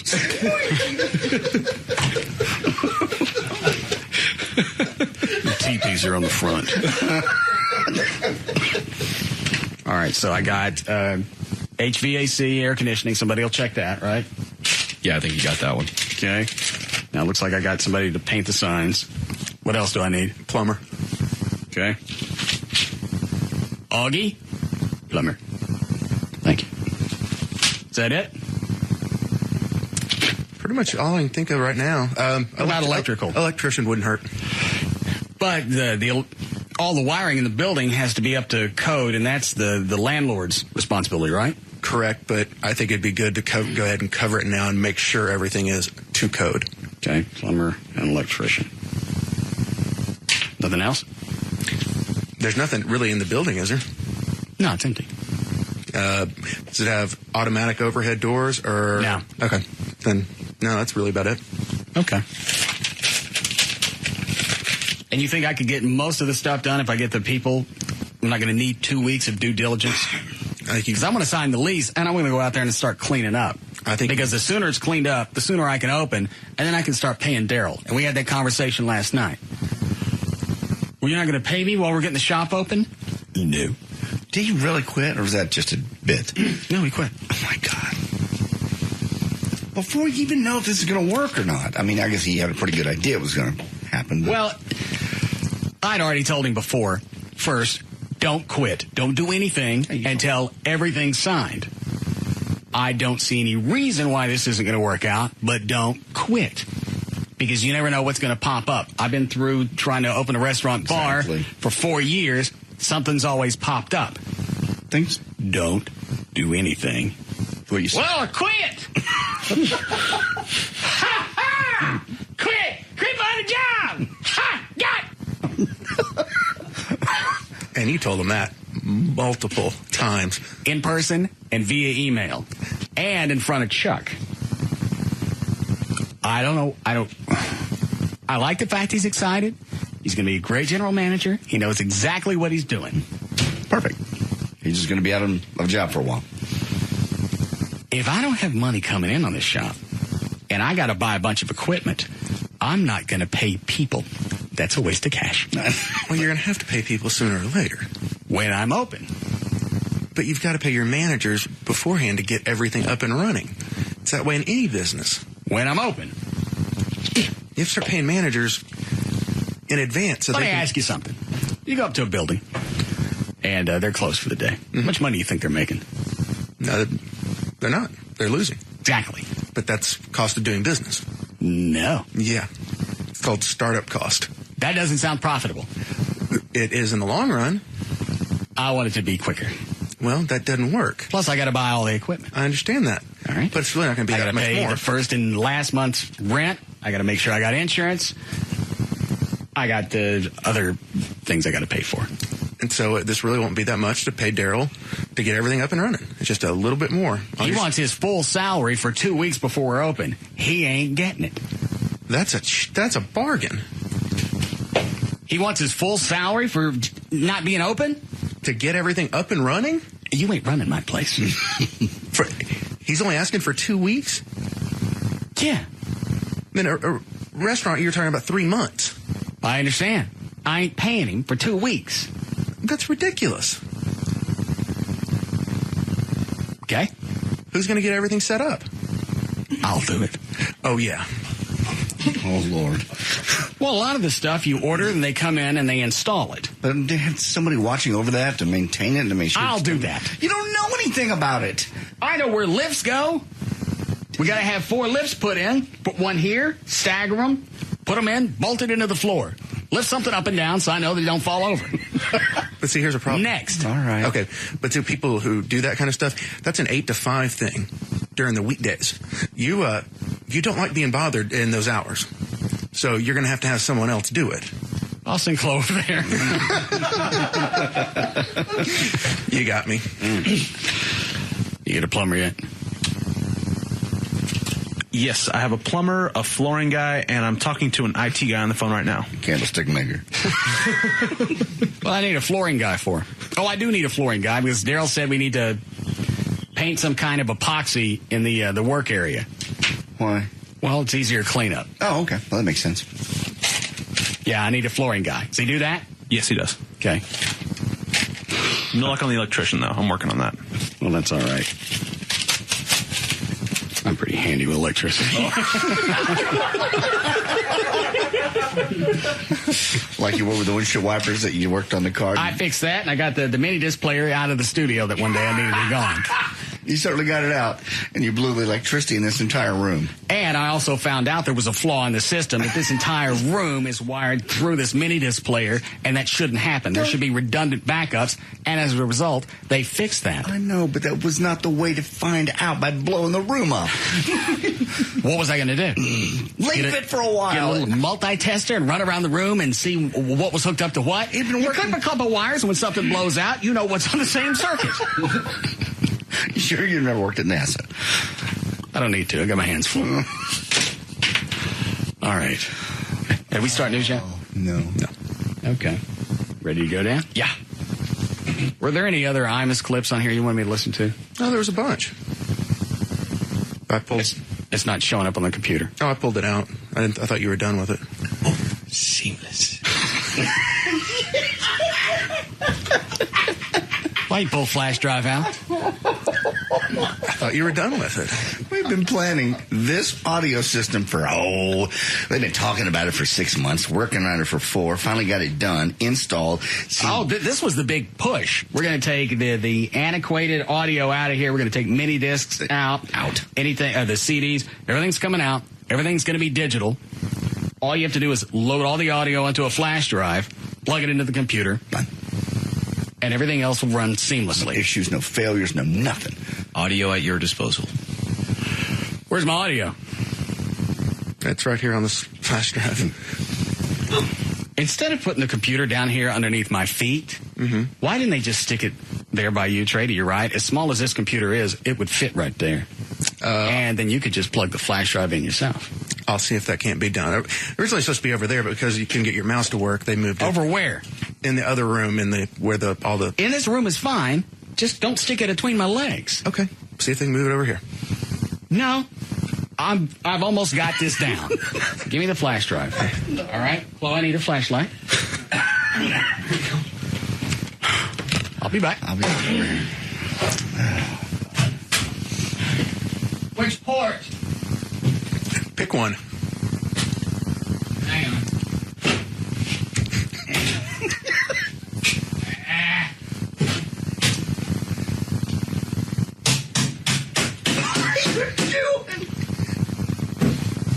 Almost. What are you hammering? Shut up! What do you think about computers? Hello? Huh? Give me a half-inch socket. You got any pliers? Yeah, hang on. No! Never mind, I'll try this. Oh,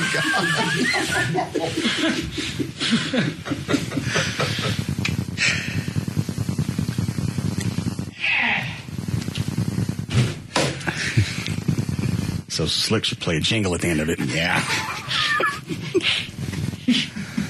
All right, now where is it? I plugged the flash drive in. I don't see it. Plug it in upside down. Oh. How do you know if it's upside down? Probably if you had to hammer it in. I don't need help.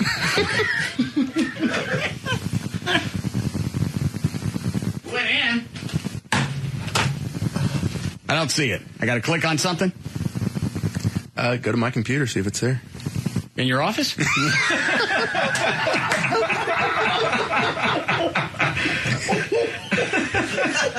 It's not showing up. It's probably upside down.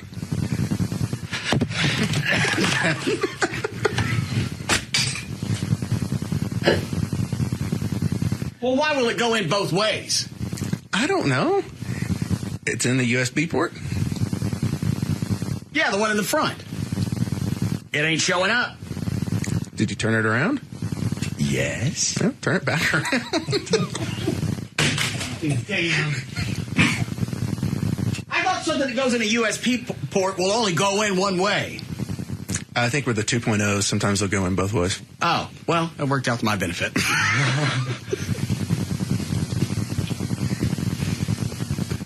Yes. Nope, still ain't there. Something popped up for a second. That was my head. On the screen. Oh. Dan, why don't you do news? Sure thing. I don't want to continue to show off our new audio system. Make all the other stations in the market jealous. Did you do a legal ID? All right. 5:17, Dan O'Malley's here with news. Thank you, Russ. Wednesday, April 2nd, 2008. Birthdays today. Ron Palillo is 59. That's, of course, Horseshack from Welcome Back, Cotter. Rodney King turns 43. Don Sutton turns 63. Emmylou Harris is 61. Who's Don Sutton? Hall of Fame pitcher. All right. And now Atlanta Braves broadcaster. And Marvin Gaye would have been 69. Jack Webb would have been 88. And Buddy Epson today would have been 100. Loaded up midget porn on my computer. Who did it? Who did it? I thought you might like it. You Who like did it? those? I did it. I don't even know if I can air any of this. Is this the one that's in Portuguese? That one is, yes. You guys want to see a little naked midget running around with a heart on? Sure. All right. There.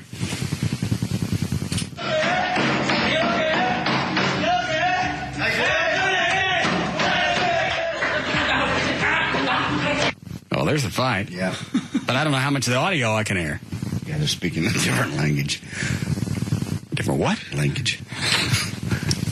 Turn this off. Let me back it up so you can... Where is it? There he is. Thing right there.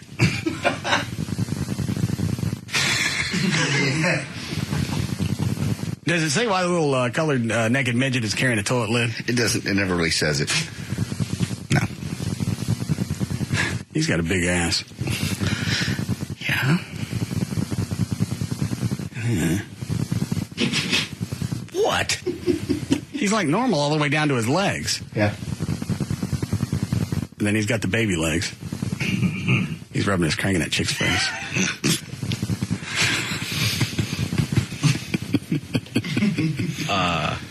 What? What? I just wonder what's on the lens. Oh. Oh, yeah. Especially the top edge of the frame. Yeah, and it's just gradually dripping down.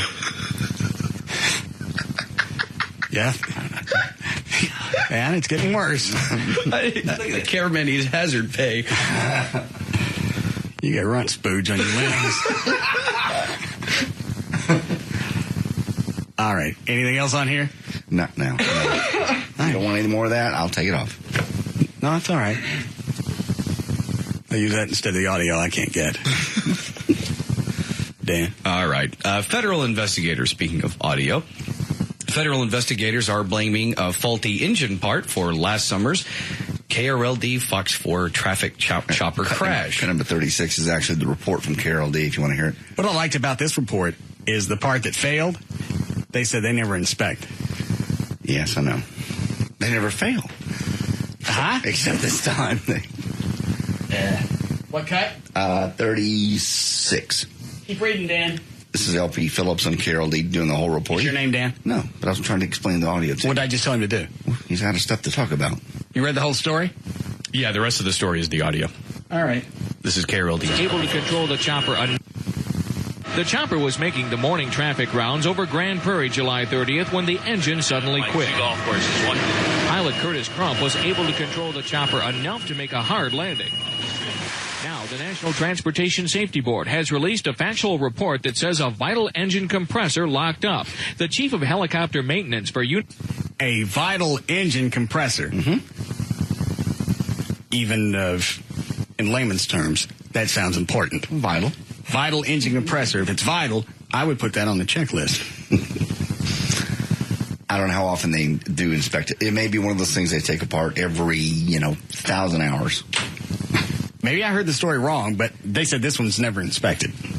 A flight in Grand Prairie, Gary Coppage, says it's a part that rarely fails. Once that fails, we lose that compressed air back to the turbine, and the motor's going to shut down. Channel 4's Chip Wagner is still grateful he had Crump for a pilot that day. For him to be able to get us down on the ground and for us to be able to walk away from that crash is absolutely incredible. Wagner and Crump were not hurt. KRLD's Julie DeHardy was seriously injured but has since returned to work. LP Phillips, 1080 KRLD. All right, maybe I heard it on Channel 8, but that was part of the story. It's really looked at. It's very possible. I mean, even though it's a vital part, a lot of them, if it's something that just never fails, they don't have a tendency to look at it as often.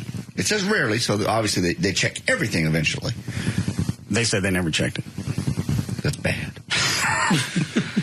Told you I was a pilot. And Chip Wagner. How do you come off as playing the, no offense to the guy, yeah, playing off the pilot as a hero? We landed an almost unlandable helicopter. Was he in the helicopter? Yes. Well, I would say that's a pretty good incentive. that is true, but maybe... Now, if you were doing it remotely or somebody flew you in from another helicopter and you jumped in, that's a hero. Or you're saving your If you're own. just trying to not die, that's not a hero. Possibly you just said a heroic effort. Had they flew a plane over and he swung in on a rope and when I got it, that's a hero. But because you're in that helicopter and you're this close to dying, that's not a hero. I'm amazed they can play the audio from when it comes down and goes, you'd have heard me on that audio. That would not be playable. No, wouldn't have heard you because I'd have been running around inside the cockpit screaming. I just can't believe neither one of them went, yes. Chip Wagner said he was at peace all the way down. That's what he said. Dude, you were blacked out. It was a peace with God. I knew God was going to watch over me. Okay. So did God look away when Julie DeHardy got it? He was out of the helicopter by then. God watched over me. Julie DeHardy obviously has some type of satanic background. He said he was at peace. You leave God out of that when somebody in the wreck got hurt. God had plans for me. Julie, obviously, he didn't think much of her. Stop it. Anytime anybody does a news story and the neighbors come out and the next door house ain't nothing but slab, well, we were lucky. God was watching over us. Some trashy to live next door that God couldn't stand. I prayed every day that they'd get it. Thank you, God. And churches do the same thing. I know. Do you have a bus where a church bus where a lot of people die? Well, these people made it, and God has plans for them. The ones that got squished. Well, obviously, God hadn't got that far down in his storyline. Doesn't make any sense. Everybody does it everywhere. There's no consolation in that. What do I get out of that? I got the squished family. What you're telling me is God didn't care for them. No, they've been here on this earth and served their purpose. Their purpose was to be a airbag for me. So I can continue on with whatever God has planned for God's me. plan. See, I'm in the first two chapters. Thank God for people cushions. They actually used the same argument either way. What? God had plans for them? Yeah. Obviously. So he dropped a bridge on them. Yes. Why don't you just let them die in their sleep? Why does it we think that God has to be a drama queen? I'm with you. You could look down as ultimate creator, look at that person, and say, I've got other plans for you, point, and their heart stops. Nobody says you got to drop the Staten Island ferry on them. Unless you're a drama queen. You're just showing off. Yeah, watch this. Yeah. Hey, Jesus, come here. See that? Yeah. Watch this.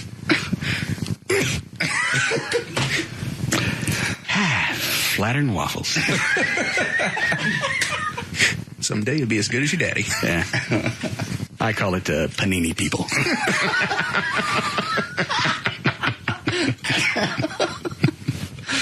How are you doing, Cliff? Doing? What's the matter with you? I'm cool. All right. Be back.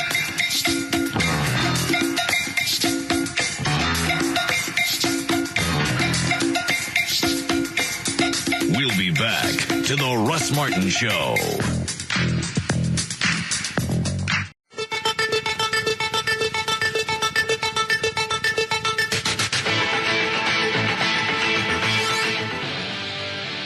Now, back to the Russ Martin Show.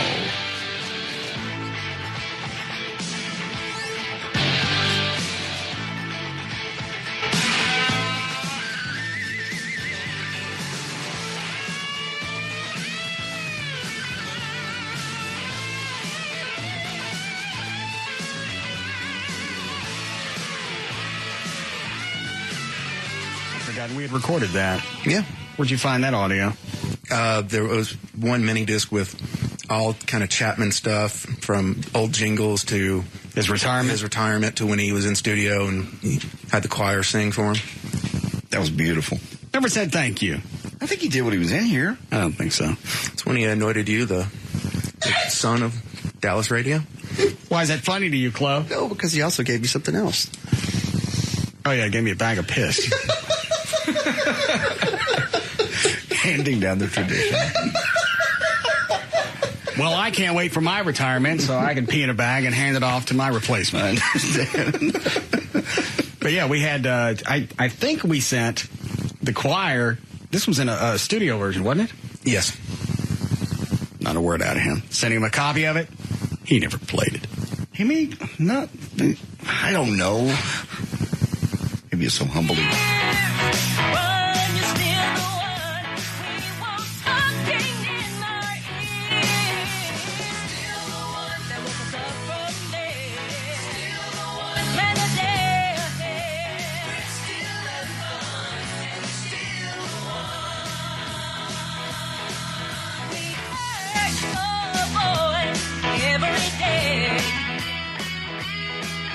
Can't even understand these chicks. Yeah, you can.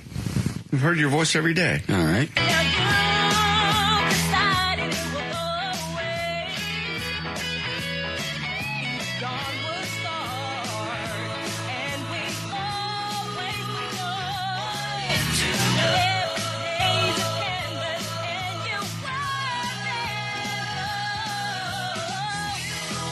What was that line? Took me an hour to write that the new lyrics, and screw it. What else is on here? I understand Chapman is doing Paul Harvey again this week. Somebody told me.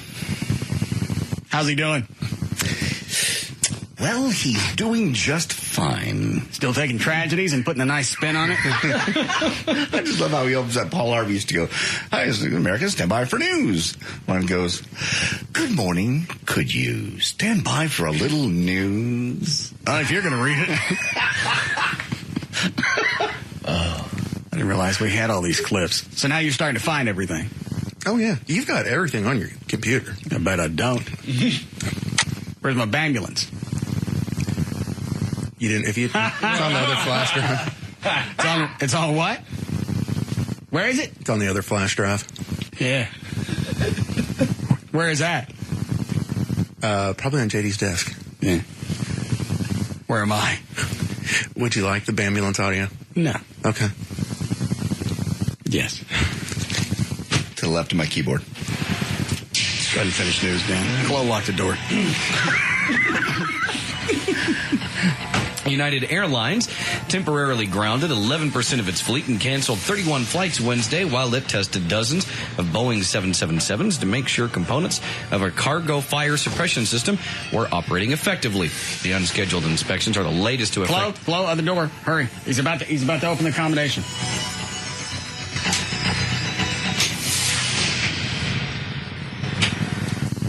Man, he don't do well with hints. No. What? We're doing a radio show. Good, Dan. Affect the U.S. airline industry and its passengers. The Chicago-based airline said testing would be done on 52 777s over a period of 36 hours. Spokeswoman Jean Medina said 14 planes had been inspected and cleared to fly by late morning. Do we have any fireworks in here? Looking. Keep him out, Chloe. Oh. Yeah. In the back. What? Chloe, push on the door. Help Chloe hold the door. Dan. Here you go. Dan, like that. Throw it out in the hall. Here. Jeez. Yeah, throw it out that side. Do all of them. Just go. I gotta take off the thing. Just light the end of it. He's about to get in. Set it on fire. Hurry! I gotta pull the fuse out. Set the end of it on fire. The fuse will find it. You better hurry.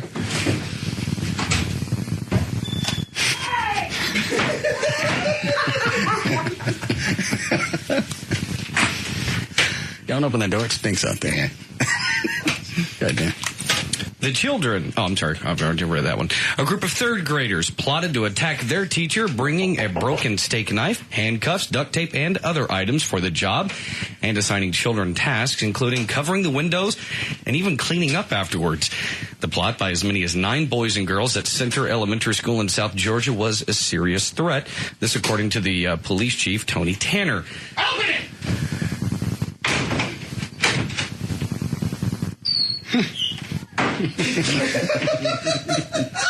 The children, ages 8 and 9. That one was better. That was a bottle rocket. Actually went down the hall after him. Maybe Trey ain't as white as we think. All right. The children, 8 and 9, were apparently mad at the teacher because she had scolded one of them for standing on a chair. A prosecutor said they're too young to be charged with a crime under Georgia law. Police seized the broken steak knife, handcuffs, duct tape, electrical and transparent tape, ribbons, and a crystal paperweight from the students who apparently intended to use them against the teacher. Children in Georgia, of course, can't be charged with a crime unless they are at least 13. Hold on. Yes, Trey? What are you doing? Where are you? I'm sitting out here. I'm getting into the studio. We're busy. What do you want?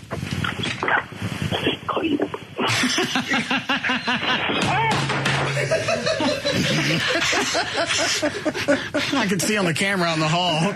Trey's actually lighting a bottle rocket, getting ready to throw it in. Close slams the door.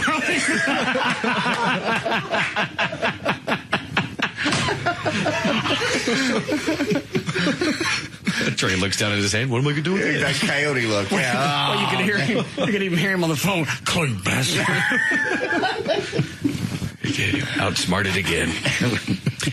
Walmart is backing off its attempts to collect nearly $500,000 from the family of a Missouri woman injured in a traffic accident 8 years ago. The company said on Tuesday it would no longer ask the family of Debbie Shank to reimburse the $469,000 in medical expenses incurred after her car collided with a tractor trailer in Missouri. Walmart has faced a barrage of criticism from online activists and cable media. He's got a hole in his shirt.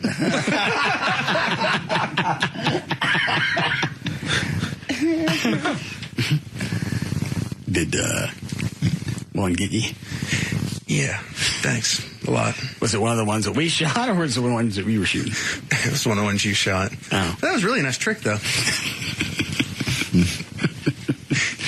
Go ahead, Dan. So Walmart had faced a barrage of criticism from online activists and cable media for its claim to those funds, which it made in a lawsuit upheld by a federal appeals court. After the accident, Shank, who worked night stocking shelves in Walmart, suffered severe brain damage and is confined to a nursing home for the rest of her life. All right, so the story is Walmart's going to let them keep the $400,000. Yes, they backed off and said, "Our bad." I wonder why they just didn't do that in the beginning. I know legally they could. And you signed a contract. They fronted you the cost, so you were still alive. You got all your medical expenses up front from Walmart.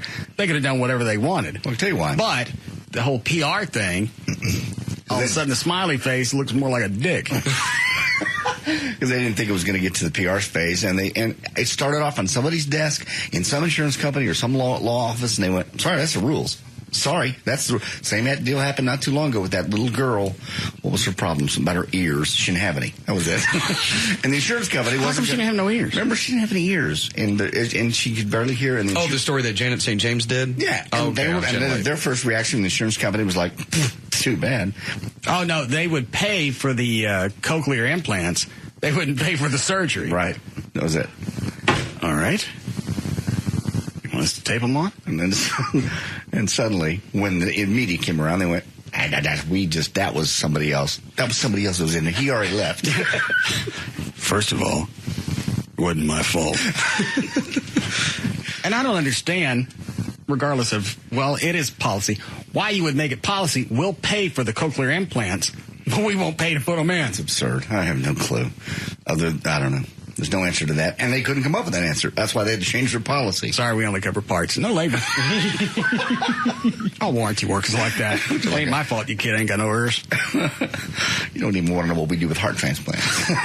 Here, take this, Mr. Potato Head. Because those ears come and go. Yeah. And as she gets older, just stick bigger ones on her. And that's our official policy. Yeah. You don't like it? Yeah. Go someplace else. We know an insurance company down the road that gives you donkey ears. So why don't you and Eeyore get out of here? But they came back around. Walmart saw this and went, all right, this is looking really bad. Let's just not. I'm surprised they didn't address it day of. Yeah. Hits the media. Immediately they contact the media. Said, that's not our policy. Obviously that was misunderstanding. We don't want the cash. Right. That Still a happy face. Everything's fine. Keep the money. Stay in touch. It took too long, you're right. They had to run through insurance, through the lawyers and everybody else. So is anybody else going to come back and say when you're a multi-billion-dollar company, you ain't got to run it through anybody. You look at all the PR that you're getting out of it. Not that it's going to hurt. You think anybody that goes into Walmart really worries about the PR? If I'm going to get a good deal on something, I don't care if they give this kid ears or not. I don't care if you strap a couple of Hot Wheel tracks to her head. I know I'm confusing the two stories, but you see what I'm saying? You're right. I read the story the other day. I know the story, and I went there last night. I went there the other day myself. What do you think I got my damn Dale Earnhardt Jr. shirts? Why are you buying all the NASCAR stuff? Because it's NASCAR week. I'm hyped about it. But you're not going out there. I think I got a way around it. I think I got a buddy. What are you, a NASCAR ninja? Yes. I want to go to the race. Eddie Gossage doesn't want you on the grounds of the Texas Motor Speedway. It's a big place. He can't be everywhere at once. I think Eddie has employees. Well, I have friends, and I'll be in there. Bet. Sure. How much? All the people, they can't look at every single person that comes in wearing mustaches and hats.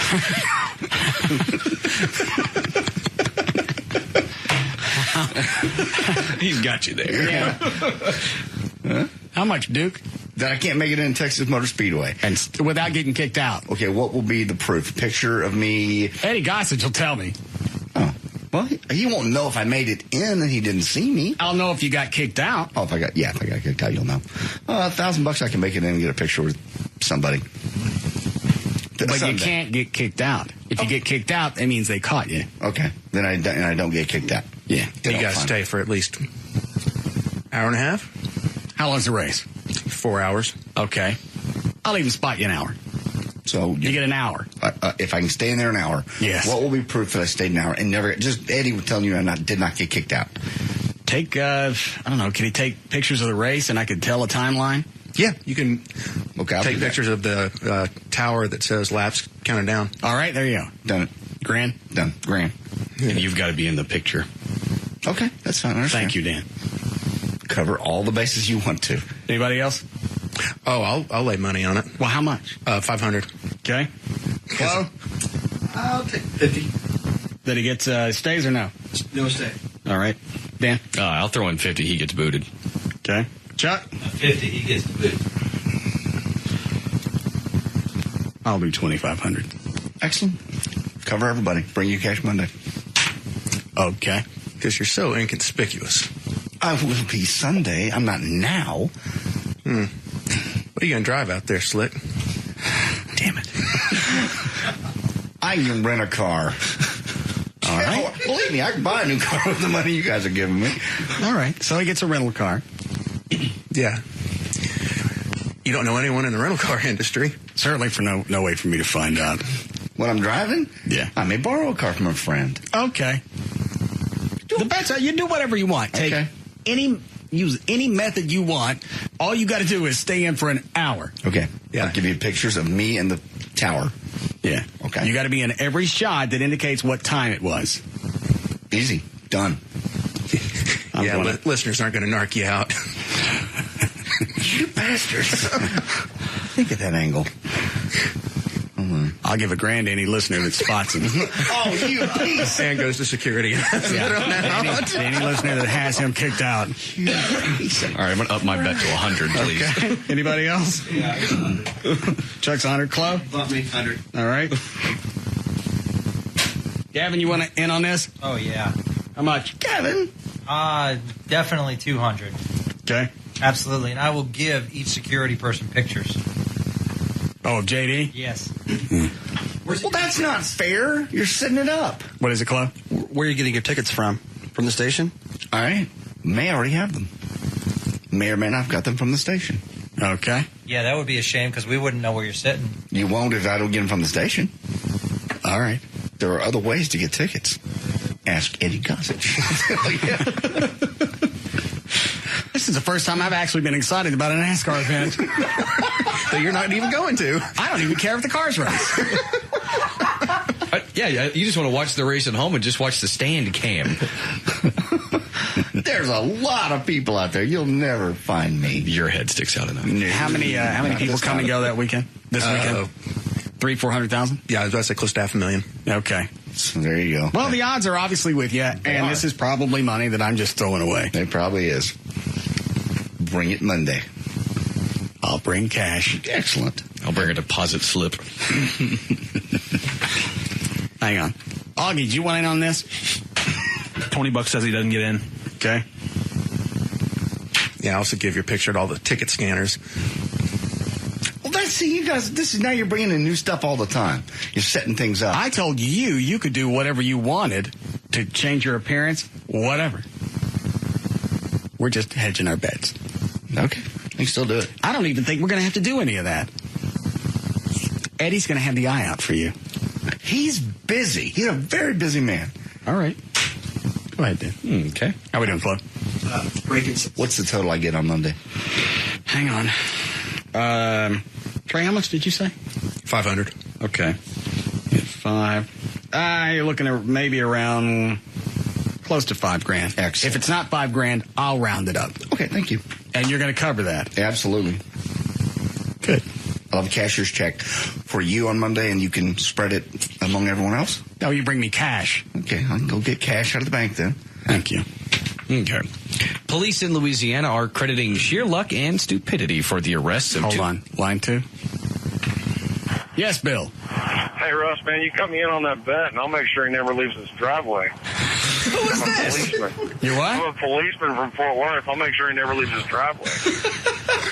What does something like that normally run? I don't know. You just cut me in, and we'll call it good. All right. Thank you. Get his phone number on line 2. Alpha.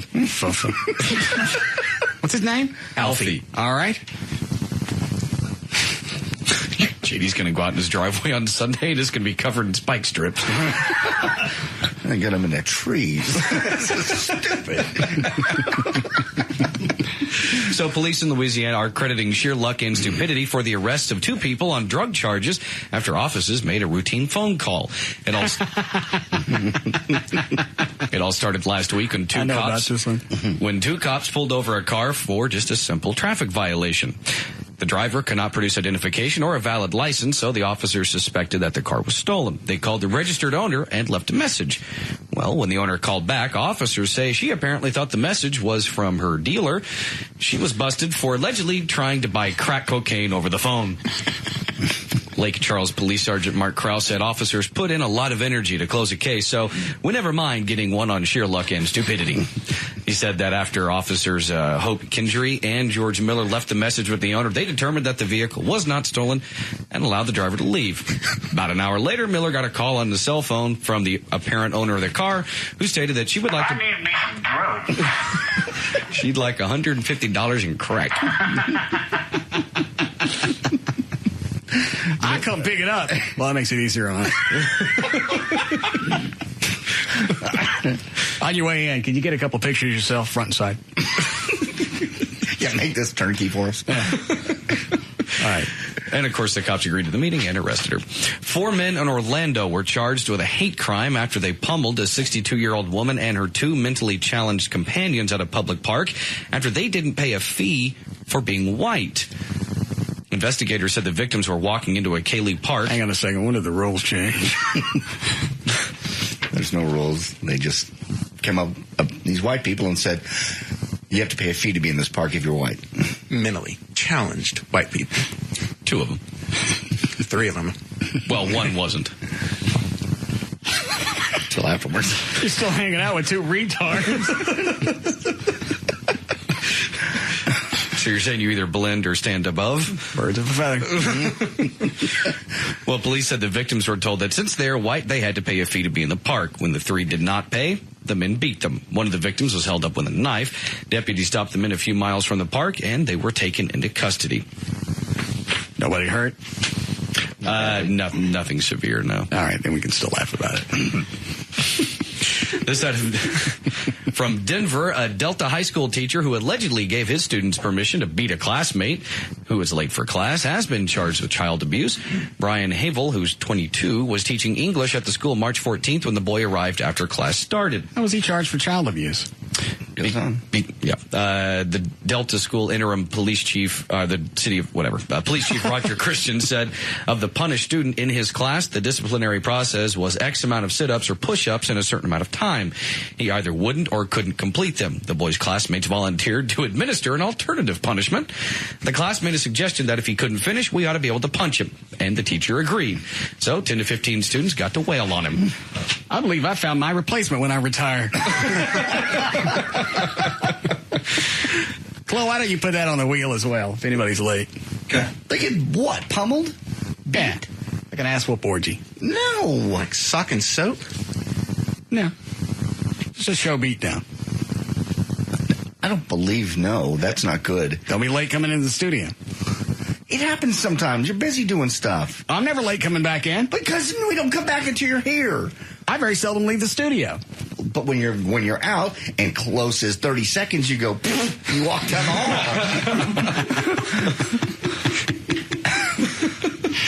Yeah, I hear him on the PA. I know. 30 seconds. Yeah, see how that works out. Don't forget to stick that on the wheel. Okay. All right. We need a break? Do we? Yeah. All right. Be back.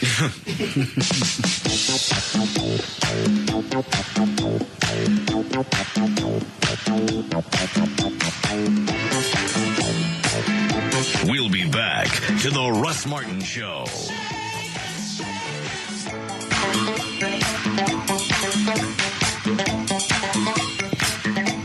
What?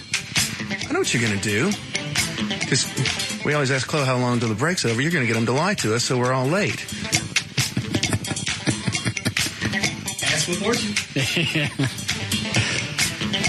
Probably best not to leave the studio then. Ever. Be back.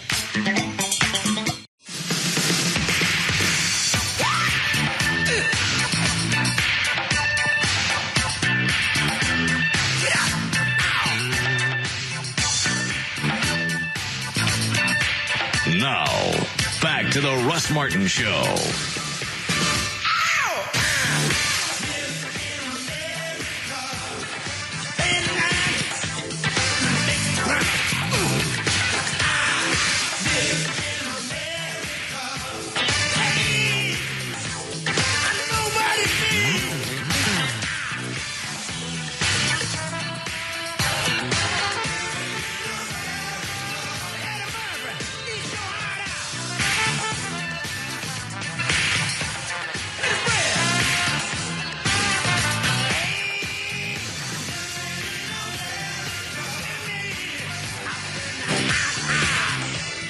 All right, Dan, what else you got? Is that the two-way? Yeah. Hang on, Gavin. Hi, Gail. Hi, Russ. What do you got?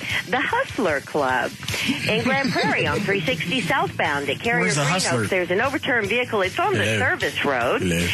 Also in Grand Prairie on eastbound I-30 between MacArthur and Walton Walker, you got the left lane blocked. People can hear me. In Arlington on 360 southbound All right, I'll turn the New lights York back on. Avenue, you've got an accident. You're back up to Camp Wisdom. Northbound 360 at Brown Boulevard. You've got the right lane closed till 9 o'clock tonight. That's road work. And on Forest Lane eastbound at Midway, signal lights are short cycling. That's causing a pack up. And I'm Gail Lightfoot on the Russ Martin Show. Gail, 53 for the low tonight. Warm tomorrow, back up to 80, but some storms coming in late tonight on to Thursday and Friday. 64 now at Live 105.3. Where's the Hustlers Club? She didn't say. I believe Shreveport. Is that Larry Flint's place? I'm sure it is if it's got the Hustler name on it. Why? Why you got that thing going on? I'd rather not say. All right. I got nothing to add. You've got something to add. It's an advertiser. I'd rather just keep this inside. Okay. When a 15-year-old girl sneaked out of the house for the umpteenth time to meet her drug-dealing boyfriend at a party, her father went after her in his truck. Oh, hang on. I can see what Gavin wants. Yes, Gavin. Oh, I just wanted to tell you, during the break, Eddie Gossage called me, and he was listening, and he was telling me about the whole security plan for TMS for this weekend, based on the conversation. And strictly for... Not just their general security plan, but just for JD? Yeah, well, I mean, he said, hey, I heard the conversation, and he was bringing up what kind of security they have and all that, and the amount of security in place for the weekend, not just the police department, but their own security. And he said, and I assure you, we have already talked about it, and we have a special code for JD. Code for, what do you mean, like in other words, fire and emergency, like a code one could be a fire. Exactly. All right. Exactly. Yeah, here's the other thing. Yeah? You got to get through Fort Worth Police, and they're all over the place. Yes, they're going to stop every single RV going in. You're right. And look in every single bathroom and every single so you're going into through an RV. Didn't say that. Yeah. Oh, what is JD's code? 3K.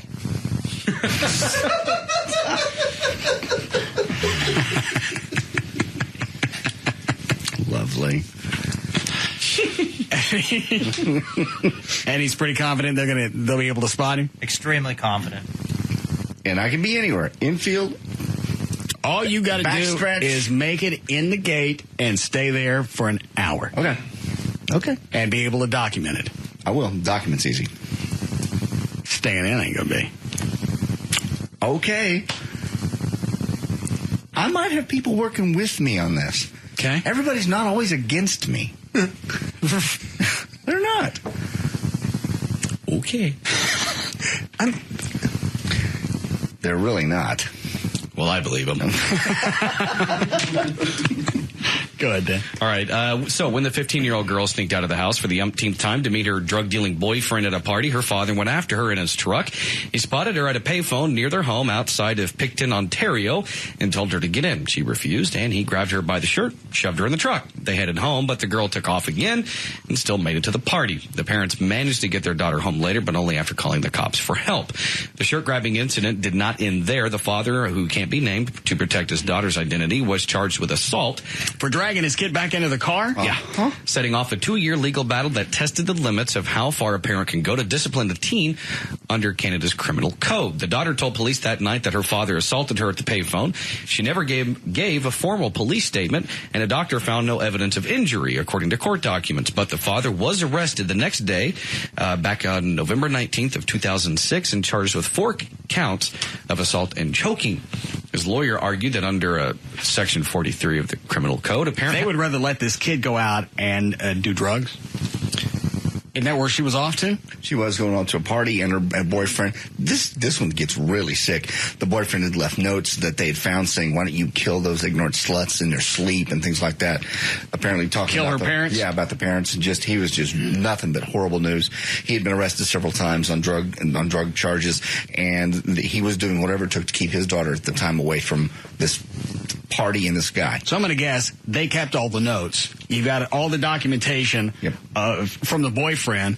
You hand that to the cops. You would think. Really, why would it take 2 years to come to a resolve? Because he was having to fight it. And his lawyer had argued that under that code, a parent has the right to use reasonable force to correct the child's behavior. But Justice Jeffrey Griffin of the Ontario Court of Justice disagreed. Judge Griffin cited a 2004 Supreme Court of Canada decision that set limits on how far parents and teachers could go with corporal punishment. How old is the kid? 15. No. Well, they say anything you need to do to keep that kid from leaving the house and going out and hanging with a crowd of drug people. You would think as long as you could prove that, that's the case. In this case, they didn't, and they convicted him but overturned it. Is that right, the assault? Yeah. They had, in this corporal punishment situation, in a case of legality over spanking, the top court said physical force is not effective at correcting behavior in babies and teenagers, and therefore that amounts to assault. Based on that ruling, the judge said the provision did not apply to teenagers because they're not capable of benefiting from such correction. So he convicted the father on 1 assault charge. I got my ass beat for leaving the house once, and I never did again. That was, again, 60s, 70s mentality. Kids today will tell the police, and the police will put you in jail. But obviously, it works. Tell me that you can't take a kid 6 to 13 or 14, tell them not to do something, and if they do it, they get a whipping, and that's not going to stick? It all goes back to this thing of what's a whipping, what's a beating, and what's assault. I'm still afraid of my dad, and he's had a stroke. And that's another reason why I won't go to the nursing home, is this could all be an elaborate setup.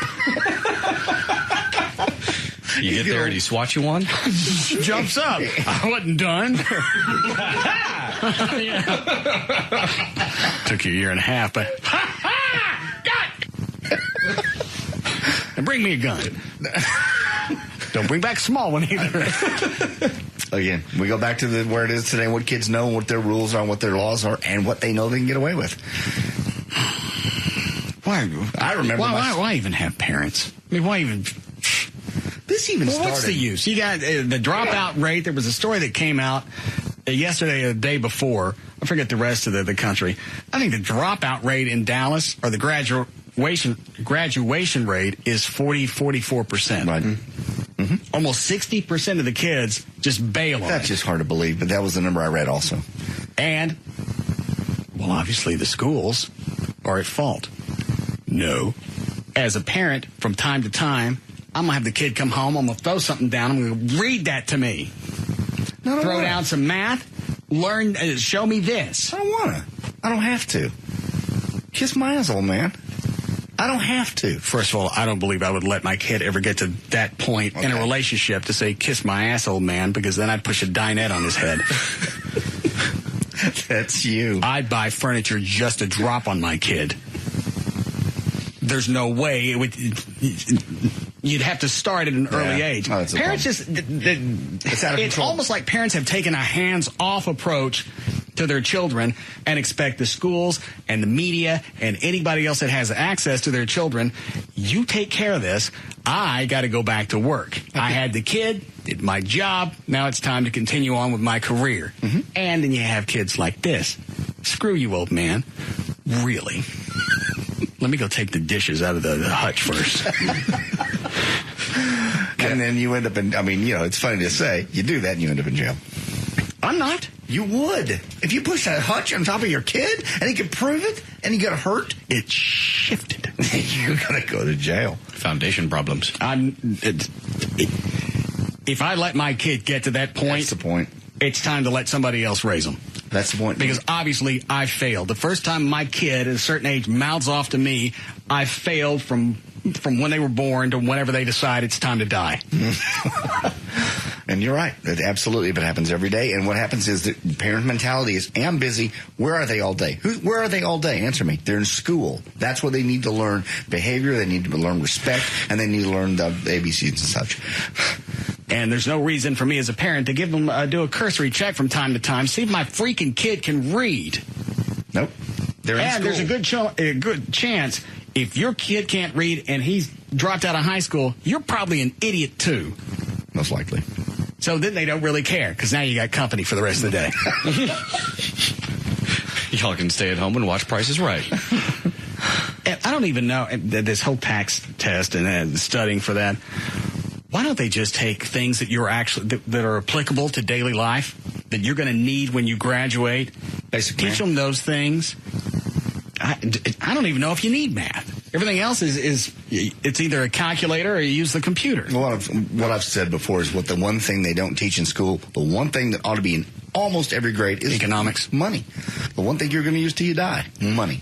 And we had I think one class we called family living. They explained how to fill out a checkbook. Explained nothing about loans, taxes, credit cards, nothing. I would take all the things out that are going to do absolutely no good when you get out into the workforce. And if they want to learn it later, electives, fine. Make it an elective. History, you don't need that. Yeah, you do. Yeah. Why? The standard answer is so it doesn't. No, don't say so we don't repeat the same mistakes. Well, that's what they always say. They're not graduating, so they don't really care about mistakes. Take the innocuous crap out. I couldn't care less what's happened before me. I want to make sure that this kid has a future. What's behind him is of no consequence. Take history out. Algebra can go to hell. It could go to hell back in the 70s. I know that. Well, but algebra teaches you some form of reasoning, though, which you do need in daily life. All right. How often do you think over the past 30 years have I used algebra? I doubt at all. Ever. I've never used algebra for any reason. And I just barely made it out of high school because of that freaking algebra class. I don't even like saying it. But it teaches you some form of reasoning. It teaches you nothing. The whole damn thing's in code. It's not that hard. Right. Algebra is hard. Algebra was easy. Sucks. Oh, we'll kill you. There's 3 of us. 4 of us. Well, 3 of us. Well, Dan probably likes algebra as well. I didn't like it, but it wasn't, calculus. You take all the numbers out, you give me a bunch of letters, and expect me to assign the values. Well, if you don't give me the numbers, I don't freaking know. I've had it with this game. That's problem solving. If you don't give me the numbers, I can't figure it out. Yeah, you can. And sticking letters on top of other letters doesn't make anything else any easier. X over Y. But it teaches you problem solving. I can solve other problems. Never in my life have I been standing outside and have I been attacked by an algebraic equation. That'd have been funny had I gotten it out. I've never been attacked by algebra. We have another X-axis warning. What? Shut up. What is it, Trey? But you were not also, you weren't going to not graduate high school. I came close not to. I bet your parents would have whipped your ass too. You would have gone back another year had you not. Oh, there were a couple of classes I had to repeat because I jacked around. Luckily, at a certain point, I was in the honors program, so I was already a year ahead. I blew it and had to go back with the rest of the tards. So I still graduated on time. Algebra was an absolute whip, and I've never used it, and I don't ever want to think about it ever again. I think no time in life does algebra come into play. No, I agree. Dude, you're about to get held up by an equation. Well, Jesus. Yeah. 7th grade. How are you going to solve that? Foil. All right, you're going to have to explain that one. No, first, outside, inside, last. That's how a lot of algebraic equations. He's going to kick your ass. Going to cover a guy holding a gun with foil. He said, how are you going to solve it?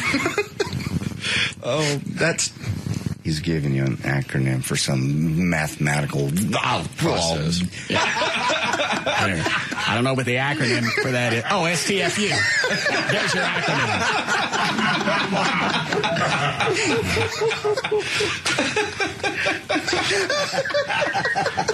Too bad most of that didn't get on the air.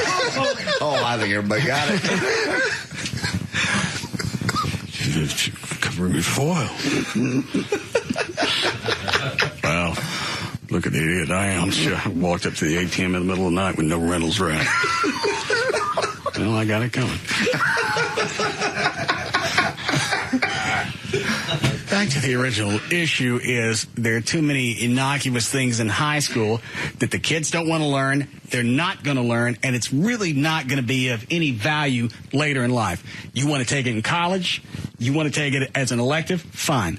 Go back to the foundation, teach them those things, and then if you want to get cutesy later on, if they got it by the 10th grade, then you can waste the last 2 years. Teach them history, whatever else. So just give up on them in the beginning? That's not giving up. It's giving them the basics. If the kids can't read, they don't have basics. Okay, so you have to teach them literature. Why? To read. Read anything. Read repair manuals. Read something that I'm going to be able to use when I leave here. Don't have me read Shakespeare. What am I going to do with that? Sort of kill myself. That's the only upside to any of that. Well, you have knowledge, and they always push the well-rounded education. The well-rounded education normally applies to people who graduate. If I've dropped out, I got nothing. I got a lopsided education and nowhere to go. And then I'm going to just suck off society for as long as I can. And that would be another edict I would throw out. You don't graduate high school, you can kiss goodbye any social services. You ain't got a diploma or a GED. That's a good idea. GED, you ain't getting dick from us. That's nothing. That's a real good idea. Very good idea. No housing, no food stamps, no nothing. You can die. You sure you don't want to run for governor on that platform? You can die. I think most people are sick of the sponges of society. Don't do anything. They sit there. They get nothing to do with the progression of this country or adding anything to society. All they do is sit and want. And I believe most people are tired of them sitting and wanting because a lot of them don't want to do anything for it. All right, we're going to give you this money from the government for food stamps, but here's what you're going to do in return. You're either going to pick up trash, or you're going to. Why is that not already a law? Because they don't want to. But somebody has to make them. Fine, you're going to get this service. A bus is coming by every morning, and your ass is on it. And you're going to go do this, this, and this throughout the day. And that's how you're going to earn your free money. We've given you a job, something for the state, something we're already having to pay to do. Pick up trash, do whatever. Stripe the highway, I don't care. That's called socialism, borderline communism. Why? You can't tell people what to do and make them do it. I'm going to give you money for no reason. I'm going to make a reason. And if you're out doing these things, then we don't have to pay somebody else to do it. You're no longer a drain. Now you're productive. You feel better about yourself. You have a state job. And I don't hate you. It's socialism. Why is it socialism?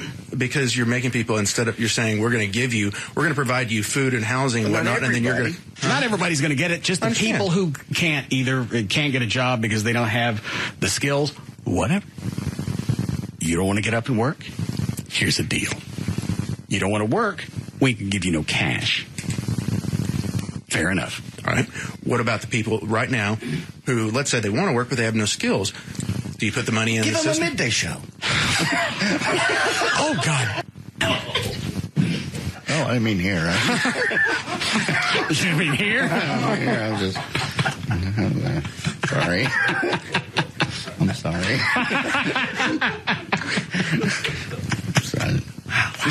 That's a lot better than where I was going with this.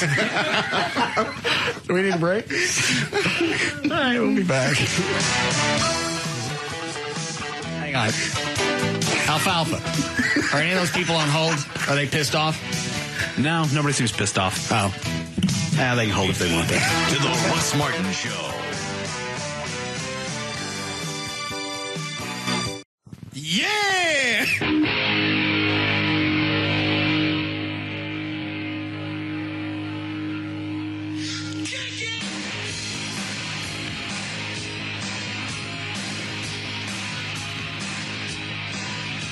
Now, back to the Russ Martin Show.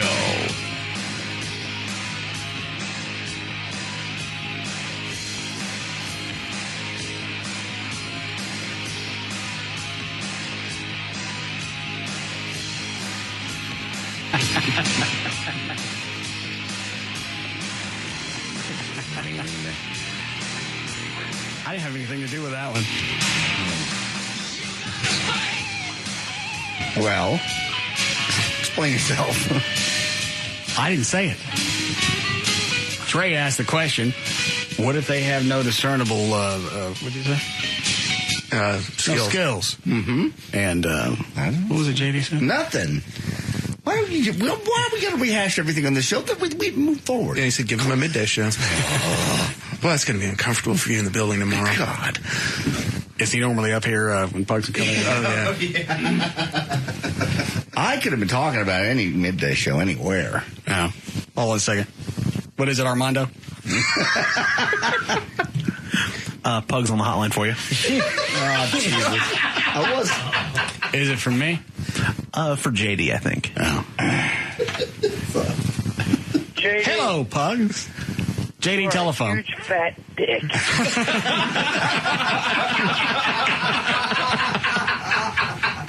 I guess he's done. Birds of a Why is it feather. they can't be that concise on the air? Yeah.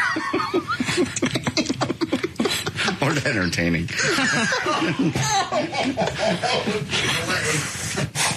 Now I'm talking about this station.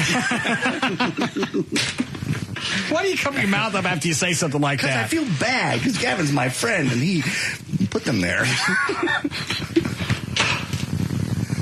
I passed him in the hall. I went, I'm sorry, Gavin. He went, whatever. I'm like, I'm screaming down the hall. It was a punchline. I was trying to be, screw it. How have those punchlines treated you in the past? That punch right in the puss. You're just living in a world of hate. I don't hate anybody. You're a sad little man. I don't hate anybody. That's the sad part. I love everyone. Do anything for a chuckle. I don't think your love's being reciprocated because Pug just called you a big fat dick. I know. I heard that. And that's normally not something you open up and see inside a nice birthday card.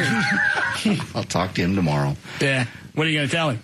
I thought I was kidding. It was a joke. It was just an easy punchline to end a bit about. Oh, hell. Y'all want to take any of those, what's his name? Armando? 3's not bad. Okay. Yes, Ethan. Yeah, I was calling about the comment about the dad grabbing the daughter. Mm-hmm. Man, that's complete and total crap.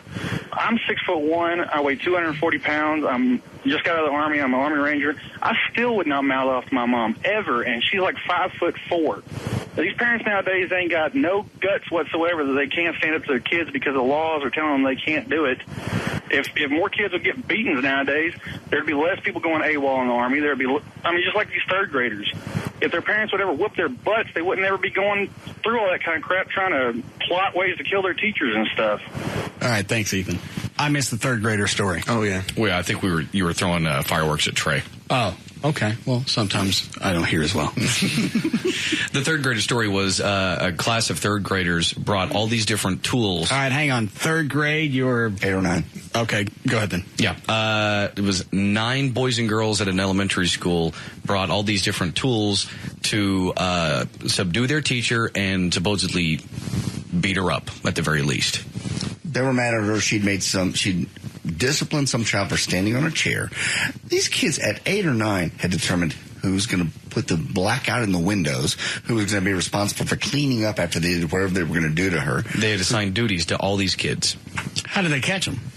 One of the students reported to one of the teachers that a student had a weapon, and it ended up being like a broken steak knife. And how did they find out the entire planned MO? That part, actually, the story didn't have. They just said through the course of the investigation, so I'm assuming some of the kids just said, well, this is what we were going to do. You got me with the broken knife. Well, Jimmy's got the handcuffs. Right. Oh, I'm sure. And they could plan out anything they want. They could actually probably get away with it, and at 8 or 9, what are you going to charge them as? And actually, you're too far away from being an adult. You're not even in your teens. Yeah, and that was the problem. It happened in South Georgia. In the state of Georgia, no one under the age of 13 can be charged with a crime. That's what happened to Bob Phillips from 8 Country Reporter. This was 12 years ago? At least, yeah. Back in the 90s. He's driving home. A bunch of punk kids on bicycles pull in front of his truck, blocking. He's trying to call 911 because I don't know if they've got weapons or what. Right. He gets out. One of them hits him in the face with not a manhole cover, but the water ones? Mm-hmm. Just like a water meter cover? Yeah. Mm-hmm. A little bit lighter, but still it hurts when you get it right in the mug. Yeah. And he told him, I'm calling the police. What are they going to do to us? We're juvies. Exactly. And they know it. It's just like kids today. They know they know how far they can go, and they know what they can do and who they can call. And the problem is, with today's society, teachers or whoever, if they see a kid with a bruise on it or whatever, and the kid goes, yeah, mom or dad gave it to me, they immediately have to call CPS and file it with them, and then Child Protective Services has to come out to your house and go through a whole 9 yards. Then just don't see it. But what if the kid goes, look. What about it? It's a bruise.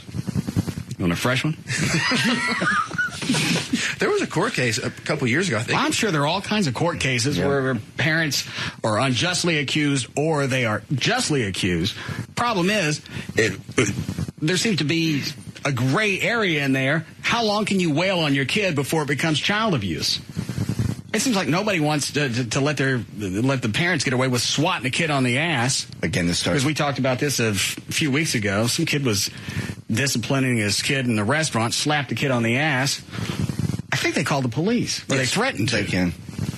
Because I'm whacking the kid on the ass. Yes. Child abuse is punching the kid around in the face or going on at length. A couple of swats on the ass or getting yanked around for a couple hours.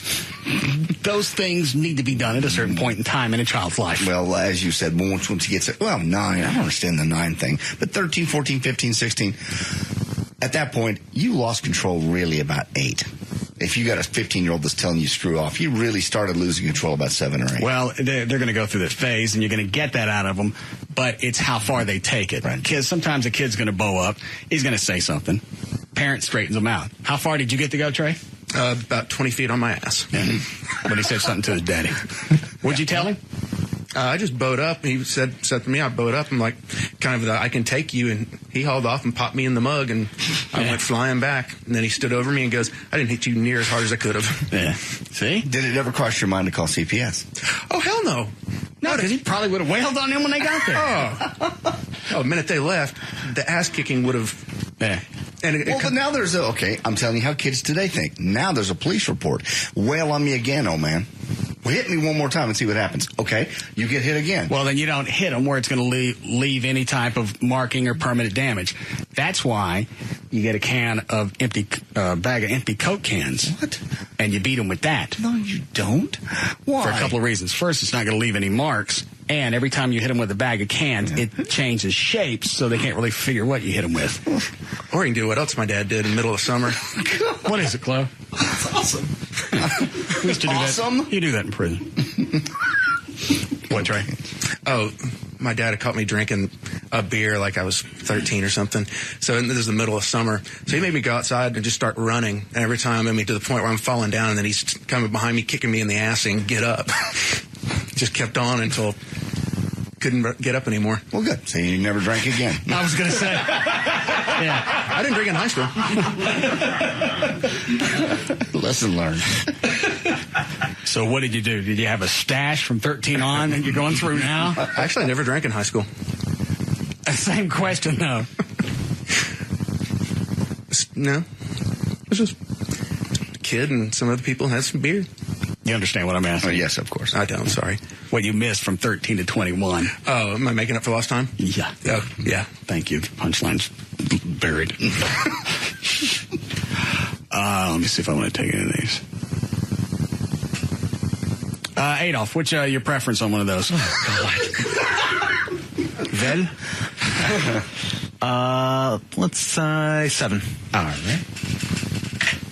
I like him. Okay, you like him? He sounds intelligent. He is. He answers the phone. So far, he's brought me in a list of 15 people that want to work on the repair shop for nothing. He's really sharp. You're welcome. You're the one, Dan, that stuck me with Ryan. I didn't stick you with Ryan. How'd I get him? Not my call. I didn't stick a bowl of food out and all of a sudden he showed up. No one ever said anything about. What was Ryan doing before he was screening calls here? Doodling on the console in the other studio.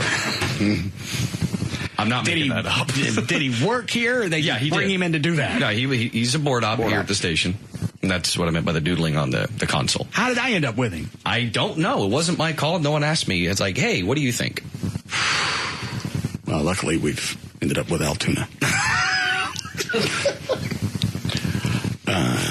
I forget you, line 7? Yes, Doug. Hey, yeah, I got a good story about CPS for you.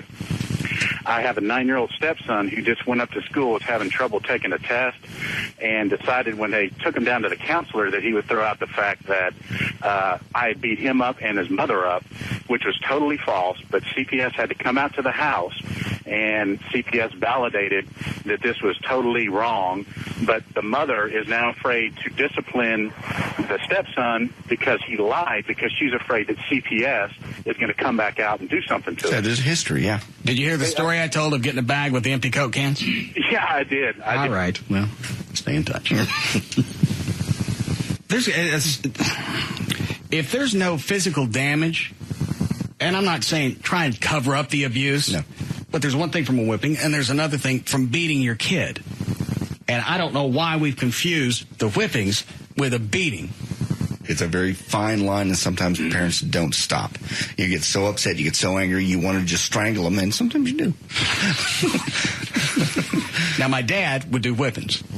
You get 4 or 5 across the ass of the belt, you're done. Major point. My mom is the one that would go on, what's something that... the spree? Marathon?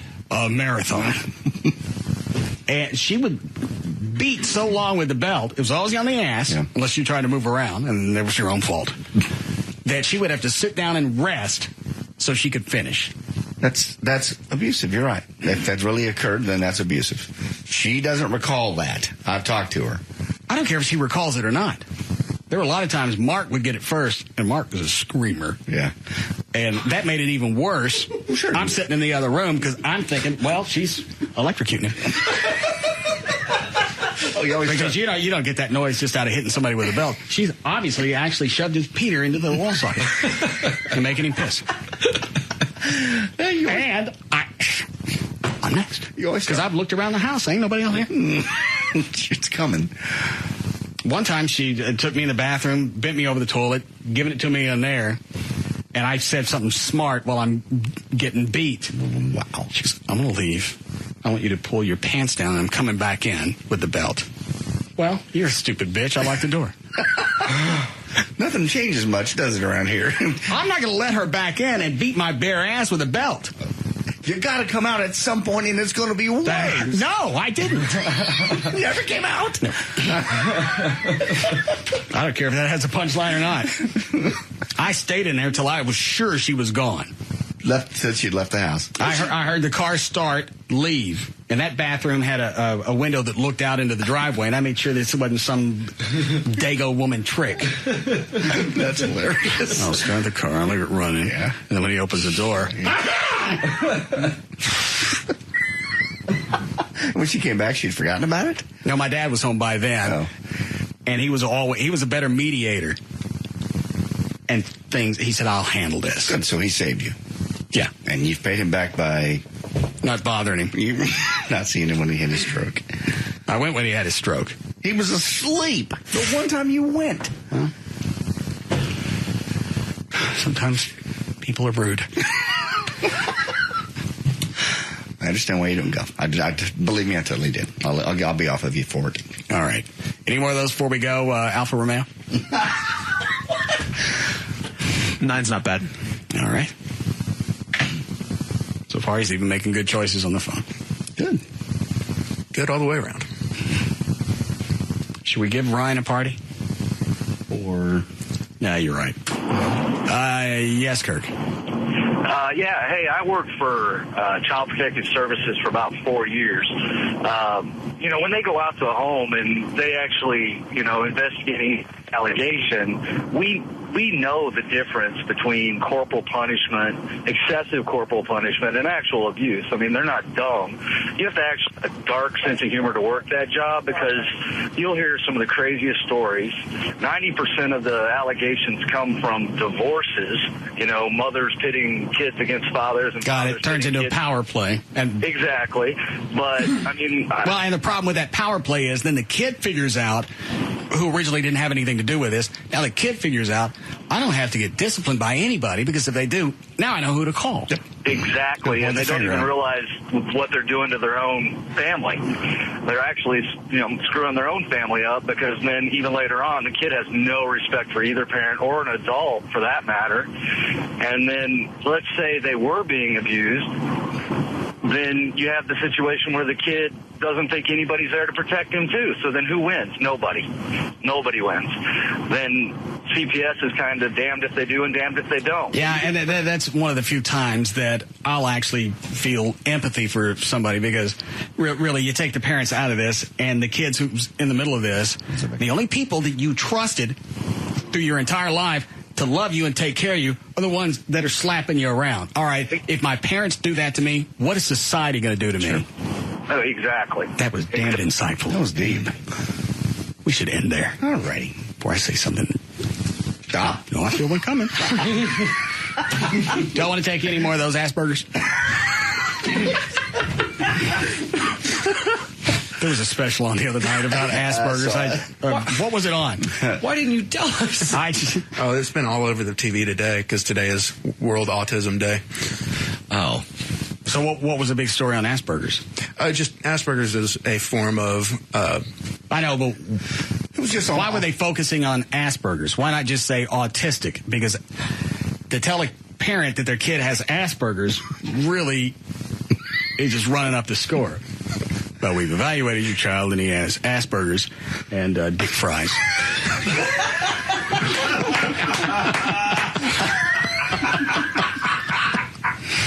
Dan? Don't write that down. He's what? I'm going to tell you again. Maybe you have it as well. They tested your child, and he has Asperger's. Oh, well. And dick fries. Now, I have one question. What? You want that to go? Now, I know that Asperger's was named after the doctor who discovered it. Mm-hmm. It's just a very high-functioning autism. I know, but why call it Asperger's? Because it's, again, he found out... What was his first name? I don't know. Unless it was Dick Fries. Go with his first name. They always name it after the doctor, and this is his last name. And what is it, ASP? Yes. Asperger's, yeah. Yeah, but nobody says Asperger's. No. The doctor comes out. Your kid's got Asperger's. Oh, no. Well, we came here for help. Well, imagine the patient the first time he walked into a room. Hello, I'm Dr. Asperger's. Really?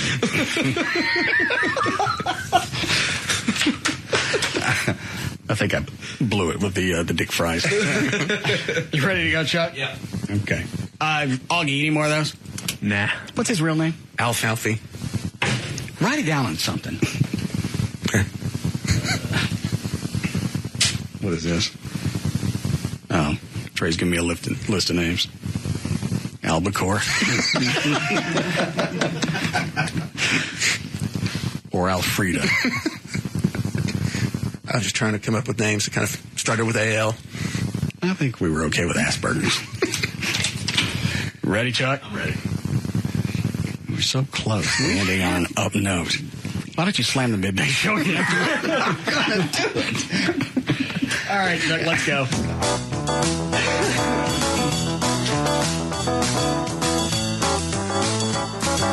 Okay, Dan. All right. right. For more information on the Russ Martin Show, including pictures, videos, and more, go to russmartin.com. To answer any question you may have about the show, go to russmartin.info. To instant email the show and only during the show, send that to studio@russmartin.com. Other show websites, johndavidryan.com, danantassos.com, djclo.com, treytrenholm.com, and for Chuck on the keyboards, chuckwheat.com. Russ gets his guitars and band equipment from the Guitar Center. Their website, guitarcenter.com. The official liquor store of the Russ Martin Show is Majestic Fine Wine and Spirits. Their website, majesticliquors.com. For all of your party or team building needs, contact Outrageous Adventures. Their website, outrageousadventures.com. The official provider of giant inflatables. Hold on, Dan. JD, I see the jalapenos. We'll get to shoving them in clothes ass tomorrow. All right. Where did you get those? These are Walmart. I don't think that's. Are those actually jalapenos? These are actually called Anaheim peppers. Are they hot? Yeah. They're a little longer and a little hotter and a little thinner than your average jalapeno. Very compassionate. Well, I'm trying to be nice. The thinness is what we're going for. They burn like a mother. The official provider of giant inflatables for the show is Infinity Air Promotions. Their website, infinityairpromotions.com. And the official site for Live 105.3 is live1053.com. All right, we'll see you guys tomorrow.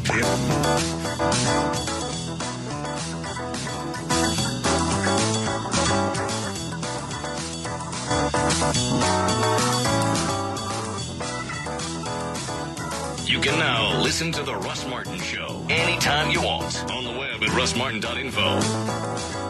On Saturday evening, April 19th, the Russ Martin Show Band presents a special Police and Fire Appreciation Dinner and Performance. The event is free and space is limited. If you are a police officer or firefighter and would like to attend, go to russmartin.com for details.